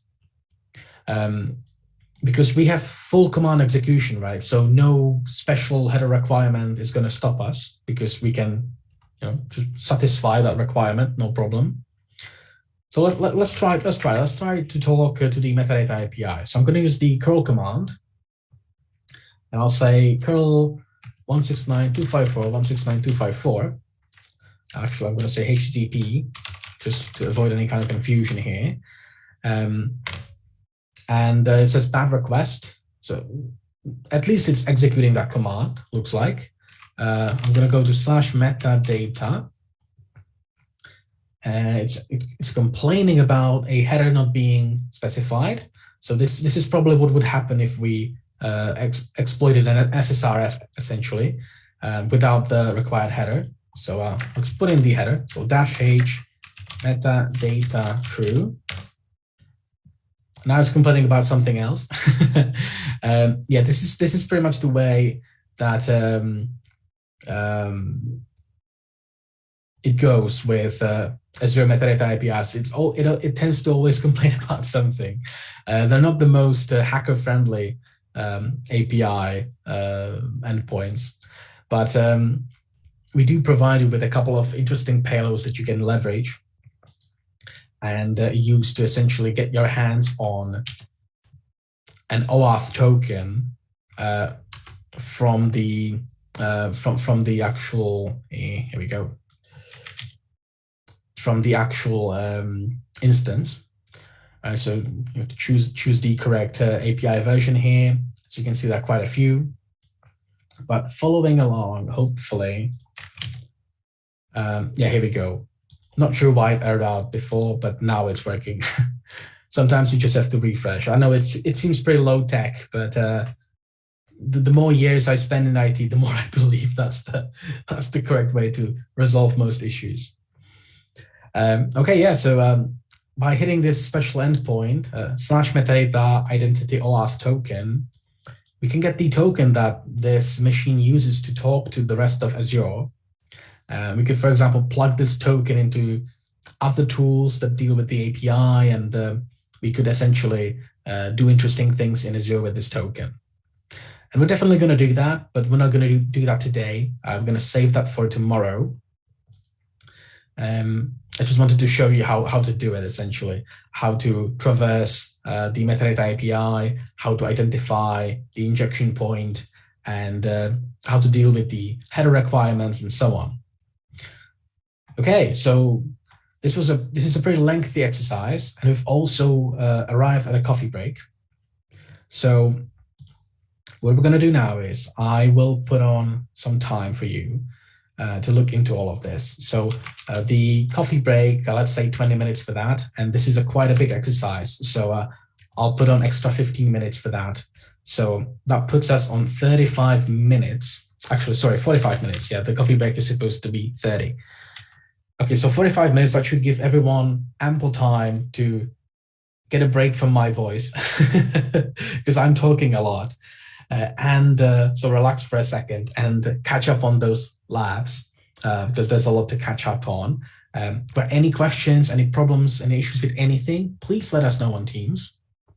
But I think we're going to leave it here for now. So I'll put on this timer, and me and Manish will be available to you on Teams if you have any questions, if you'd like to see something again, if something wasn't clear. But yeah, all the commands as well, I believe, have been shared with you. So you should be able to follow along with all of this. Yeah, entry 2, you can essentially follow up on everything here and have a play with the Elastic Beanstalk deployment, and then take a look at the Azure side as well. And we shall see you in 45 minutes. So good luck.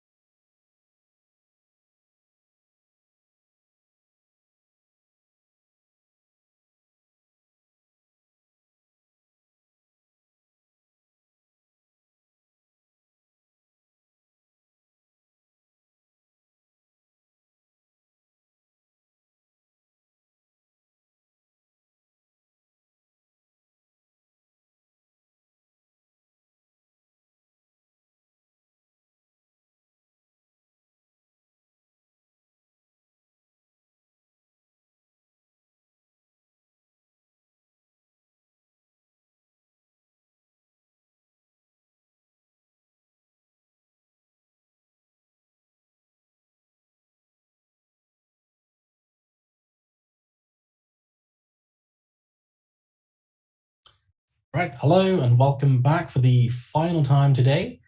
I can see a lot of you, almost all of you have submitted flags for the exploitation labs. So that's great, that's awesome. Yeah, so we've got about an hour left, and in the hour or so that we have left, I'd like to show you one more lab pertaining to gaining entry. And I'm going to wrap up this module up. Then we're going to wrap up the module, and we will start talking about storage. And depending on how the rest of the day today goes, or any questions that we're going to be answering, we're either going to end on a lab or we're going to save it for tomorrow, depending on what suits you guys. I mean, we're here for you, so I'm not going to force you to do a lab at 6 p.m. we can postpone it for tomorrow, depending on how things will go. Okay, so that was the entry to lab. Essentially, we looked at elastic beanstalk deployment, did some shenanigans with it. We were able to exploit a necessary vulnerability, gain a lot of information. Thanks to the documentation, we knew how beanstalk works internally. We were able to reverse engineer a bucket name and essentially implant some malicious code in it, which then got deployed through CI/CD pipelines. And we also looked at an Azure VM and achieved remote code execution there too. Okay, so the last lab in this module that I'd like to show you is based on some built-in features that are really good, and you should not be disabling them, essentially. Again, this is based on a scenario where I was doing a architectural review for a company, for a client of ours, and they had this lovely architecture laid out, how things are going to be working, what's going to be exposed, what's going to be internal only, how things are going to be segregated from different parts of the network. And that was all great. And they had a working demo as well. And it turns out that during the lifetime of the demo that they had, they were troubleshooting a problem. And they couldn't find the problem.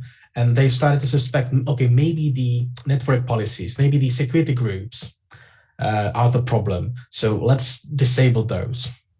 So the AWS security groups are kind of like a firewall, essentially. So by default, nothing gets through, and you need to allow specific communication on a specific port using a specific protocol and so on. You have to whitelist essentially things. And what happened was that they suspected that something has changed, and they thought, for debug purposes, let's disable the firewall temporarily before, until we figure out what the problem that we're having is. So they did that. They found the problem eventually, but they forgot to unroll or roll back, I should say, those changes to the firewall settings. So this screenshot here is from the AWS console. And what this essentially shows you is a security group, which is wide open. So essentially the entire functionality of the quote unquote firewall has been completely disabled because it allows all traffic of any protocol coming to any kind of port number from anywhere through. And that goes both for IPv4 and IPv6, which, that's a pretty vague rule. Like, I'll allow everything from anywhere to anywhere via anything. Essentially completely disabling the protection that a security group brings to the table. And what happened was this caused some sort of middleware layers, caching layers, to be exposed to the internet, right? Because these things were protected via these security groups to not be accessible from anywhere but the front-end servers that would be talking to those cache servers. But actually, because of this wide open network policy, or security group, I should say, the caching servers based on Redis or MongoDB, again, legally distinct, so not Redis, MongoDB, we need to have a similar scenario, but using slightly different components here. Essentially, with basically no authentication required to connect to those servers, which was a big problem. Because again, those were never meant to be publicly accessible, but thanks to some uncoordinated one-off changes, they ended up online.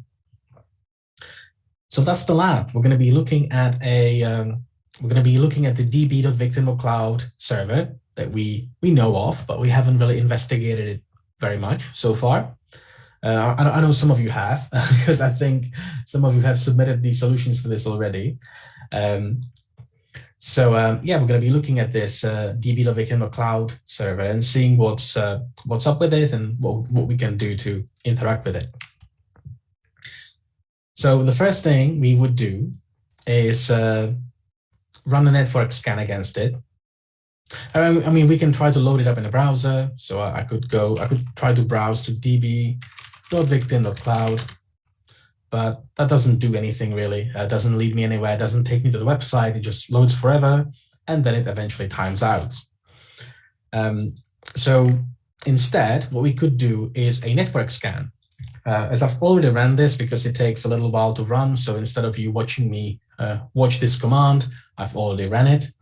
I've run an nmap scan for the top 3,000 most popular services against this db.victim.cloud server.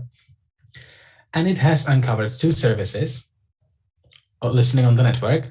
One of them is SSH, and that's fairly normal. And the other one is port 27017. And apparently that's MonGod, or MongoD, as I should be saying probably. And that's a lot more interesting, right? Because that's a fairly unusual service. You don't see that too often. And well, it just so happens that we also provided you with a set of client tools required to talk to this Mongo service. Right, so we already have a Mongo client locally. So you could try like the default usernames and passwords. Let's say username admin, password. I don't know, password. I don't know. Let's try change me, something like that. Try to connect to db.victim.cloud. It doesn't work. Authentication failed. I didn't guess correctly, but I do have a word list of a couple of passwords that I could maybe use to try to connect to this database. So let's take a look. I actually have a list of passwords that comes with nmap. I'm going to skip the comments in this file. You can see it has a lot of really horrible passwords, like 1 through 6, 1 through 5, 1 through 9, password, princess, QWERTY, things like that. So not great passwords. So let's actually iterate over this file and use all the passwords in there to try to sign in to the MongoDB instance running on db.victim.cloud. So once again, I've got a handy one-liner here that essentially loops over the file and attempts to log into the MongoDB database. So as we can see, first up, it tries this password 1 through 6. That doesn't work. Then it tries 1 through 5, login failed, 1 through 9, login failed, and so on until we get to password, which gets us in. Yeah, horrible password. Again, this isn't best practice even if this thing is just on the internal network.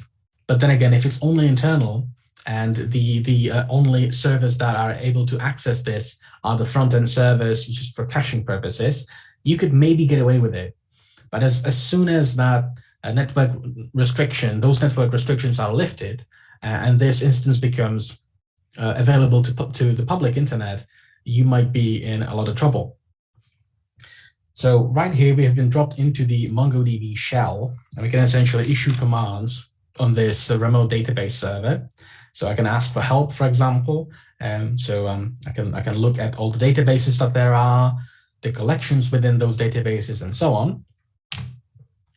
So if I list the databases here, I can see that there are 3 of them. local admin and one that says readme to recover your data. This one is interesting. And it helps me make the point I'm trying to make, because we have been running this instance for a while now. And it just so happens that some blackhat hacker is running a script somewhere that is scouring the internet for MongoDB instances, and it's trying like username admin and like top 10 horrible passwords. And that's pretty much the situation we have going on here. So someone found this infrastructure that we have, and they tried to ransom us for money by leaving a ransom node, essentially creating a ransom node here called readme to recover your data. So first up, let's check out this ransom node, okay? So I'm going to switch to this ransom node collection here. DB, what's the syntax? DB readme.find. Well, let's take a look. So this attacker, or a bot, whoever it was, they connected to this database and they've left a ransom node. And they said, all your data is backed up. You must give us Bitcoin to this address. You have 2 days. But they've kind of failed to tell us when they did this. So yeah, I'm not sure when that timer started. And they essentially are threatening to tell GDPR committee about what's going on, that we have some sensitive information here and so on. And that, they're even so nice as to tell us where to get Bitcoin from. Yeah, very nice attackers indeed. You can actually, this is a Bitcoin address, so you can actually Google this. And if you Google it, you'll find that, whoever this is, they're quite persistent. And a lot of people are essentially reporting that someone got into my server. They told me to send money to this address. So there's like 6 people sharing information about this. And unfortunately, some people do end up paying. So we can see here is that this Bitcoin wallet had, can we switch to dollars? Yeah. It has received a couple $100 in ransom money, and it has paid that money to some other, I suppose, more centralized wallet that these attackers have, which is sad because judging by the comments of people saying, I paid, and they didn't give me my data back. So yeah, that's why you should never pay ransom money, because yeah, there's zero guarantee that they're gonna actually help you recover your data. In this instance, the automated attacker, I'm assuming it's an automated attack, right? Because if we look at the databases that we have, and we look at the local one, which actually has some data in it,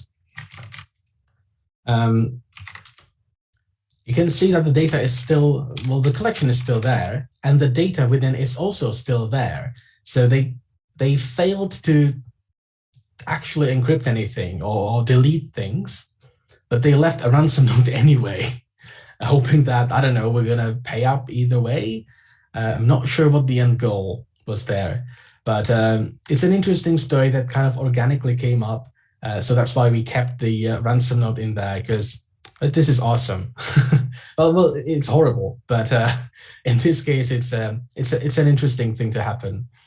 Yeah, I would not want to be on the receiving end of this with actual data loss. But yeah, in our instance, we've not lost any data, but yeah, they left us a ransom note, so that's funny. I don't know. Yeah, essentially, I just wanted to showcase that we've got some sensitive data here, and you can very easily stumble across it. I mean, some random bot on the internet did. So if a random script kiddie bot can find this, then anyone else can. So relying on so having your services listen on all interfaces, and not having any proper authentication or authorization controls in place, and simply relying on the fact that because of a design document, this thing will never be online, but there's no real enforcement of that, That's just not a good position to be in. That's just not a good idea, because it only takes one mistake, one debug session that ends in people forgetting to roll back some changes, and you may have a big problem on your hands. Okay, so that's the lab. Feel free to explore. We're going to be sharing all the commands with you, or maybe they're already online. I think so. Yeah, all the commands have been uploaded. So feel free to explore. Feel free to check out all the things that I've shown you. Feel free to Google the Bitcoin address and track the money if you're interested. But yeah, I'm going to put some time on the clock. And if you have any questions, just do let us know. But I'm going to put some time on the clock. And when we come back, I'm going to wrap up this section, and I'm going to talk about storage for the rest of the day. And then we're going to call it a day. So I'll see you in 10 minutes. Good luck. And yeah, if you have any questions, just hit us up on Teams.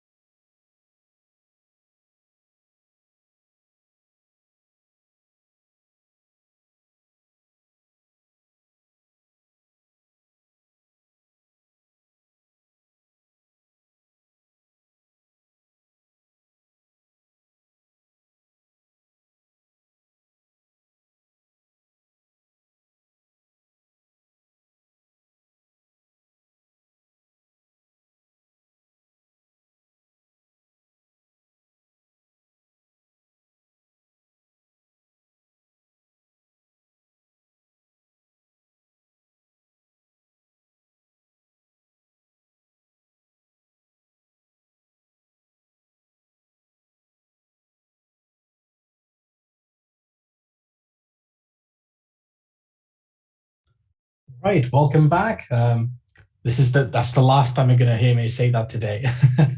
I need to have like a list of different welcome back messages and prompts, and I need to cycle through that list. But yeah, anyway, sorry about that. Okay, circling back to these slides, wrapping up the entry module here. We're going to be talking a lot more in depth about all of these points on day 4. Day 4 is essentially going to be entirely from the blue team perspective. So don't worry, we're going to revisit all of this. I'll show you some tools that can help you identify these issues. And we'll see how we can fix some of those issues. The main thing I'd like to point out is AWS. Ideally, what you would do is you would only enable the new version of the metadata API and disable the old one. That's easier to say rather than do. Some software still relies on V1, and if you are using software like that, then obviously you can't. There's no benefit to dealing with version 2, because if both of them are active, as that is a possibility. If both of them are active and your application gets attacked, obviously the attacker is going to use version 1 to get around any kind of extra security benefit that version 2 would have. We also had a query coming through about Lambda and the environment variables containing credentials. Again, that's fully in your control as a systems architect. So if you need to assign roles and credentials to a Lambda function, you should make sure they are minimal in nature if you need them at all. And yeah, as I've mentioned, closing off ports on a firewall and just relying on an appliance like that, not a good call. You're treating a symptom and not the root cause, right? So as we've seen with the last lab, the problem was that a purely internal service was just simply listening on all network interfaces, including public ones, and it was only prevented from going public through a firewall, which consequently got disabled. So that is also, again, not exactly in line with best practices. Okay, so the last topic of today is going to be storage. I'd like to walk you through some of the theory. We may end on a lab, or we may leave it for tomorrow. I'm going to leave that to you if you want to end on a lab, or if you'd like to look into it tomorrow morning. Both is completely fine. We've designed the training so that it's quite dynamic and we can accommodate these things. So that's going to be completely your call. So before we get to that, however, let's talk about storage. So storage is one of the oldest offerings that AWS has. If you look at AWS history, there are a couple of really, really old school offerings. S3 is one of the oldest ones, alongside things like SQS, which is the simple queue service, essentially a managed MQ server. But yeah, S3 or simple storage service is a really old school offering, and it shows. It does show. If you deal with AWS on any level and you've dealt with buckets and configuration of buckets, you will know that there are a lot of sort of legacy options and a lot of different ways that overlap a lot when it comes to access control management. And it's a bit of a maze to navigate properly. It does have some historical baggage that it kind of drags along with it. Despite that, however, it is a very cool service. And when it came out, it was kind of revolutionary, because you would pay very little money for storage in the cloud. And you could even run a website, a static website off of an S3 bucket, which is pretty cool. But definitely when S3 was becoming popular, that was a really cool thing. Obviously, storage is very deeply integrated into all the cloud environments that there are. Typically, when you have two offerings, chances are, if you need to exchange data between two offerings, it's probably going to be integrated with, when it comes to AWS, with S3 buckets, right? That's how you're probably going to be exchanging data between multiple things, even internally in a cloud environment. All the big three, well, all the cloud environments really have some kind of storage offerings, storage solutions available, just different names for the same things, really. With Azure, we have Azure Storage. With GCP, we've got Google Cloud Storage. AWS and GCP refer to their sort of directories or storage containers. They refer to them as buckets. Unfortunately, Azure does not. Azure just refers to them as storage accounts and containers. So they're the boring ones.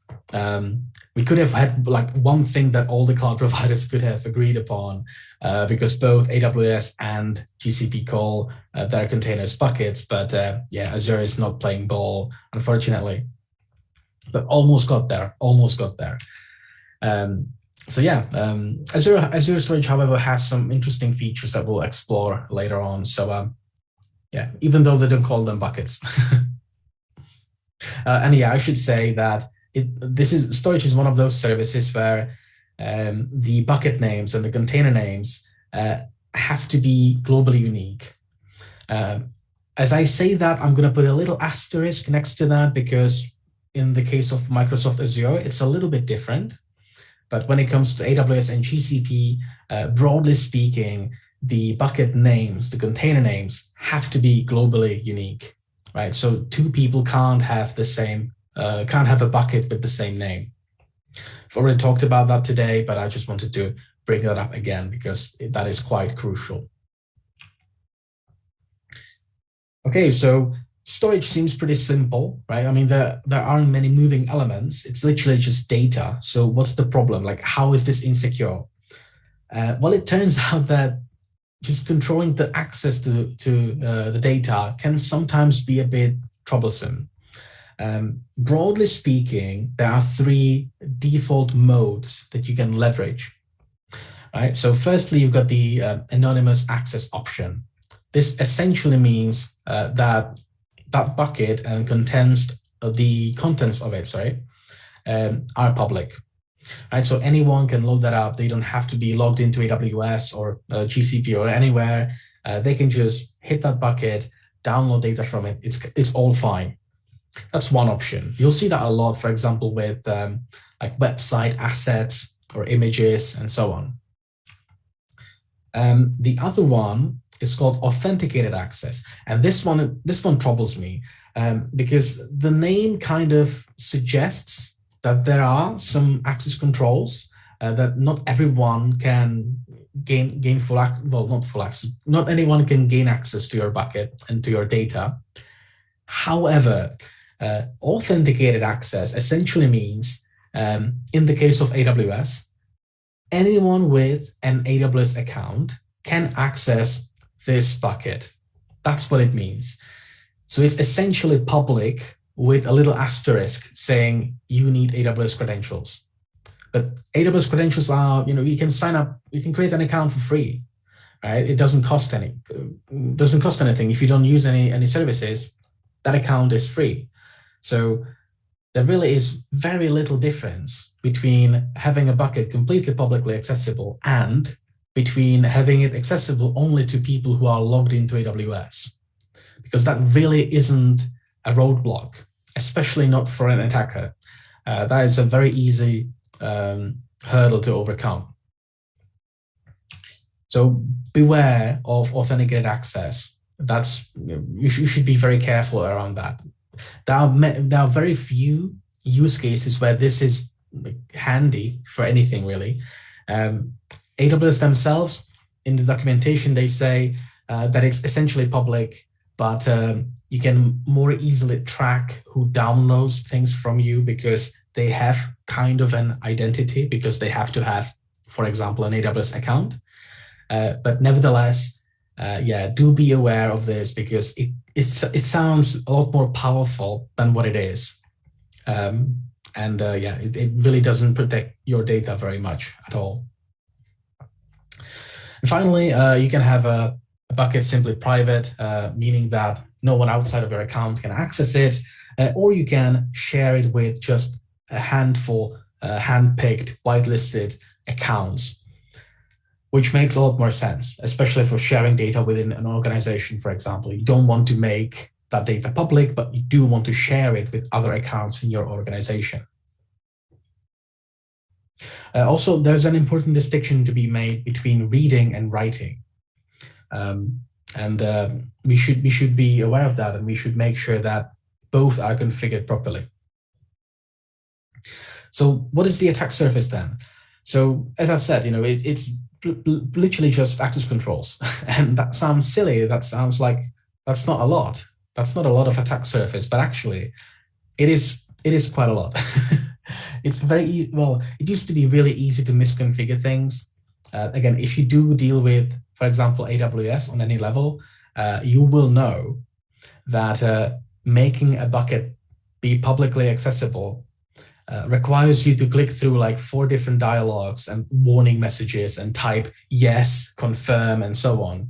So it is very difficult to accidentally make something public, but it is still a possibility. And just to drive home the point that everybody gets it wrong sometimes, this is a HackerOne report. We'll do a little bit more. I'll show you a couple more case studies and HackerOne reports as we go through the training. But HackerOne is a bug bounty platform, right? So it's a platform for companies and security researchers to essentially meet and cooperate. The researchers can try to find security-related vulnerabilities in a lot of corporations' infrastructure, and they may get rewarded for it. And this is a HackerOne write-up reported to HackerOne. So kind of a inception moment there. And essentially it was concerning a bucket which was writable for anyone with an AWS account. Right, so maybe the read permissions of that bucket were correctly set. However, the write permissions were quite wide open, essentially allowing anyone with an AWS account to write data to this bucket. And you can see how that could be very easily abused to write a lot of data, maybe incur some or cause HackerOne to incur some storage charges or move data around, maybe put some illicit content in there, post some malware. You can do a lot of bad things when you have a writable bucket like that. Okay, so next up, how do you actually address the bucket? How do you get data out of it from the public side of things? So with AWS S3, there are 2 different ways that you can do this. You can go to s3.amazon.com/your bucket name, or you can take your bucket name and put it in a subdomain. So there are 2 ways of doing that, addressing essentially your buckets.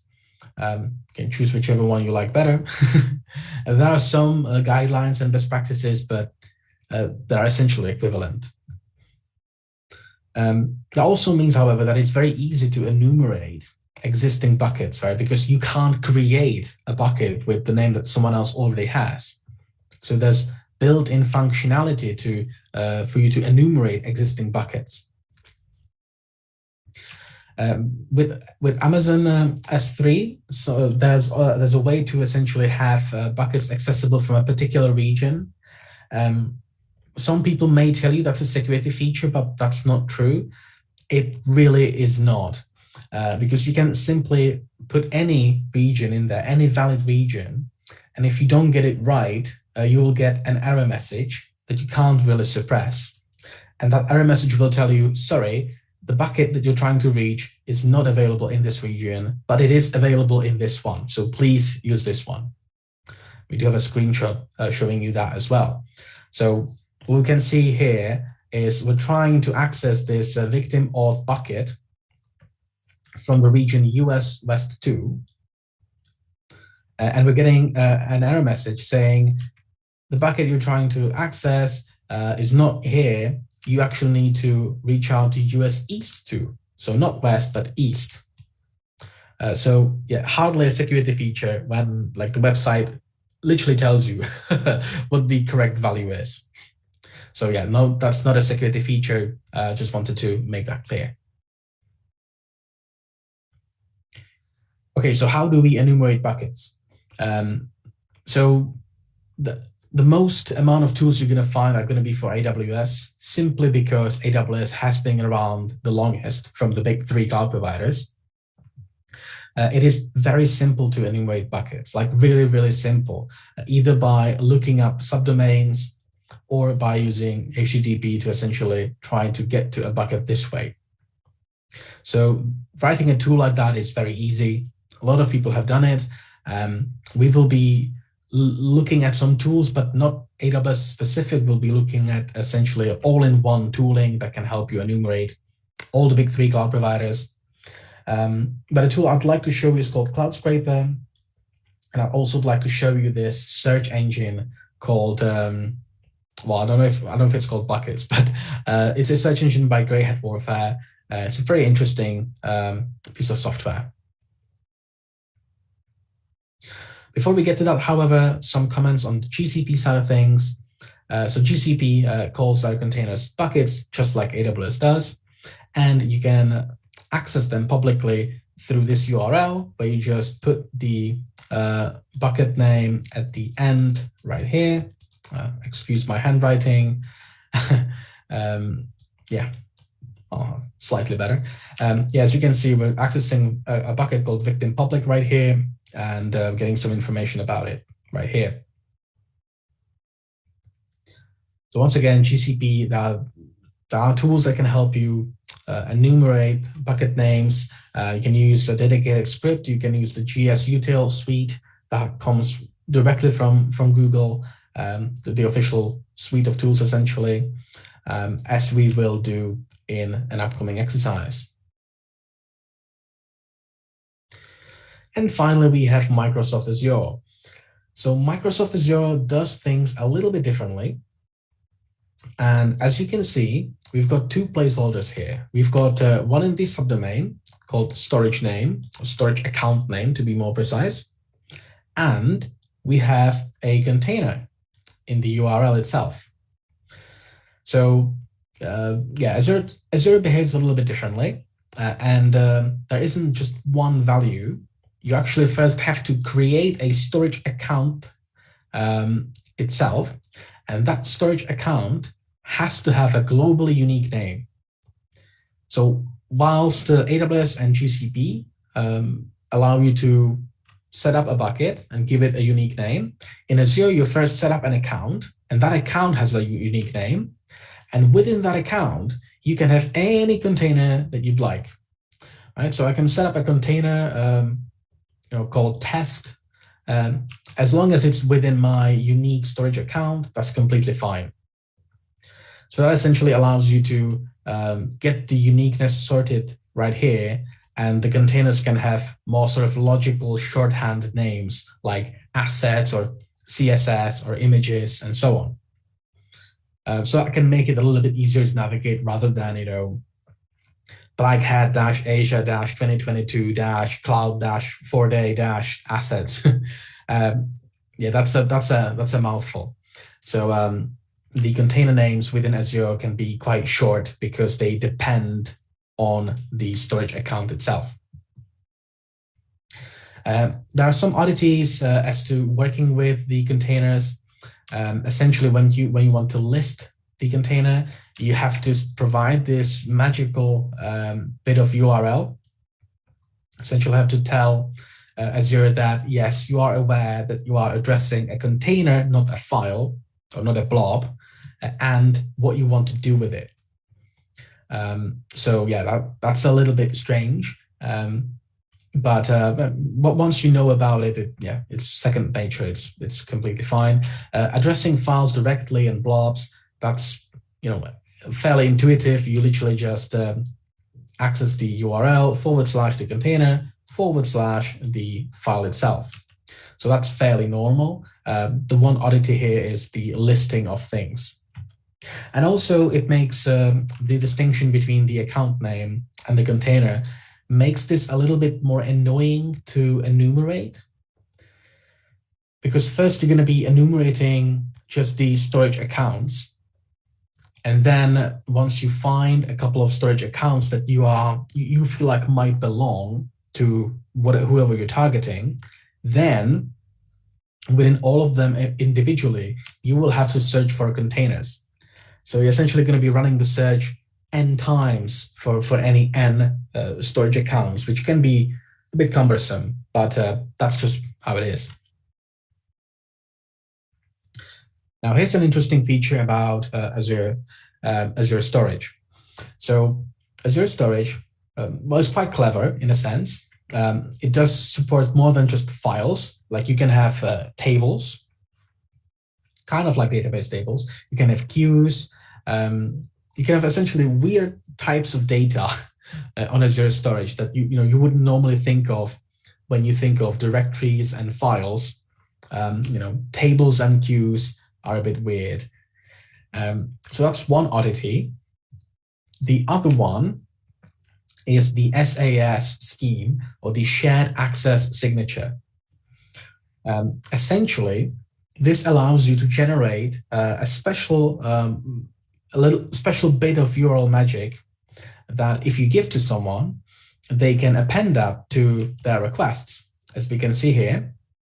And that will make it so they get a little bit more access than they normally would have.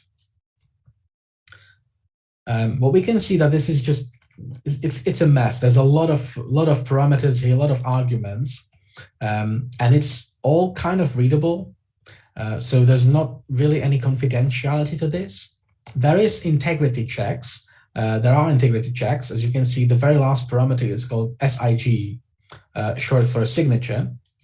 And that makes sure that we can't tamper with any of these other parameters.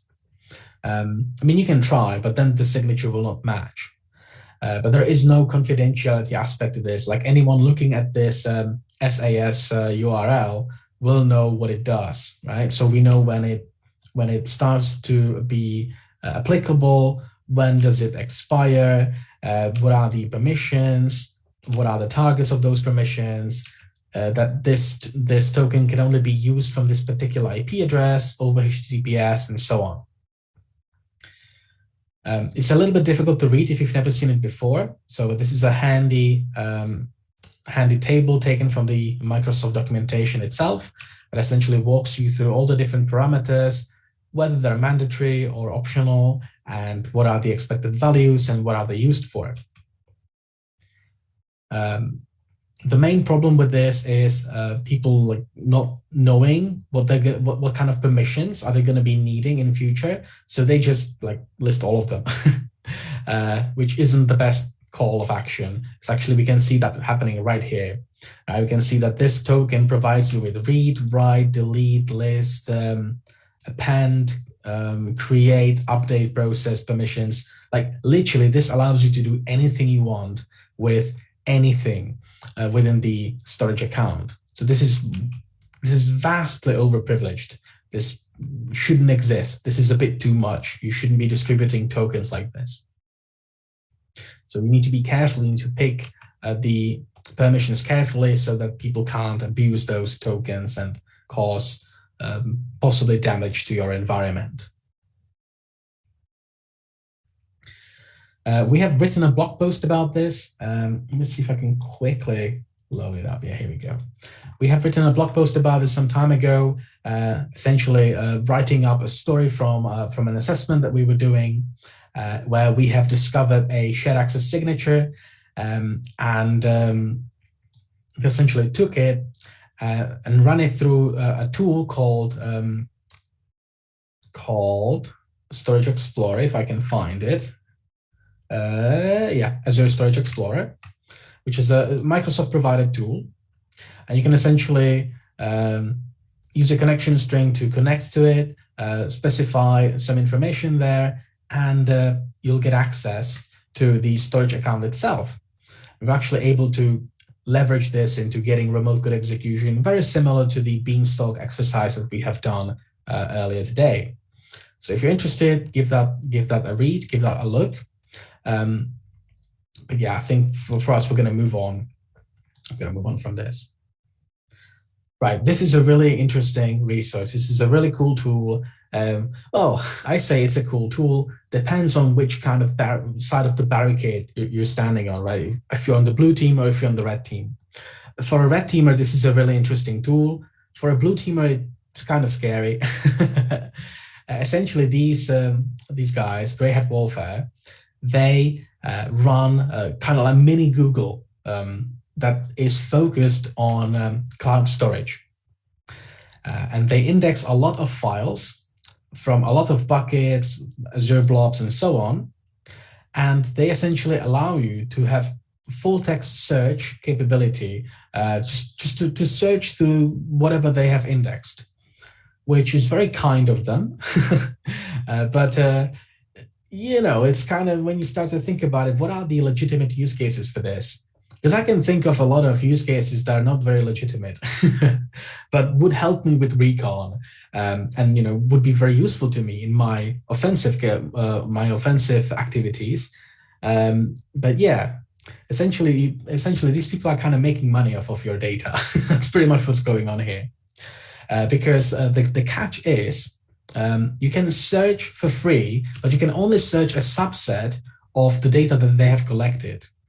Right, so I can only search about a quarter of, maybe a bit less even, but somewhere between a third and a quarter of the data that these people have collected, unless I pay them. So I'll let you formulate your own opinions on that, but nevertheless, it's a very interesting tool. It's a very interesting resource.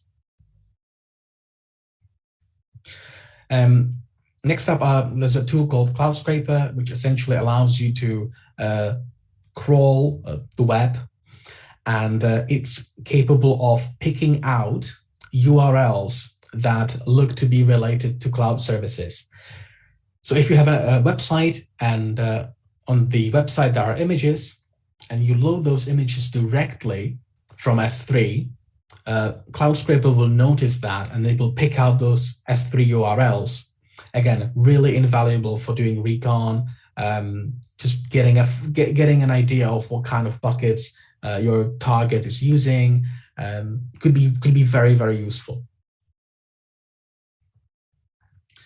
And finally, we have a multi-cloud enumeration tool called Cloud Enum.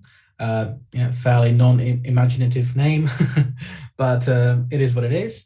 And this is a really cool tool because you can to use the tool, it's very simple. You literally just feed it a keyword like victim, and it will go off and it will generate all sorts of possible bucket names, storage account names, and so on.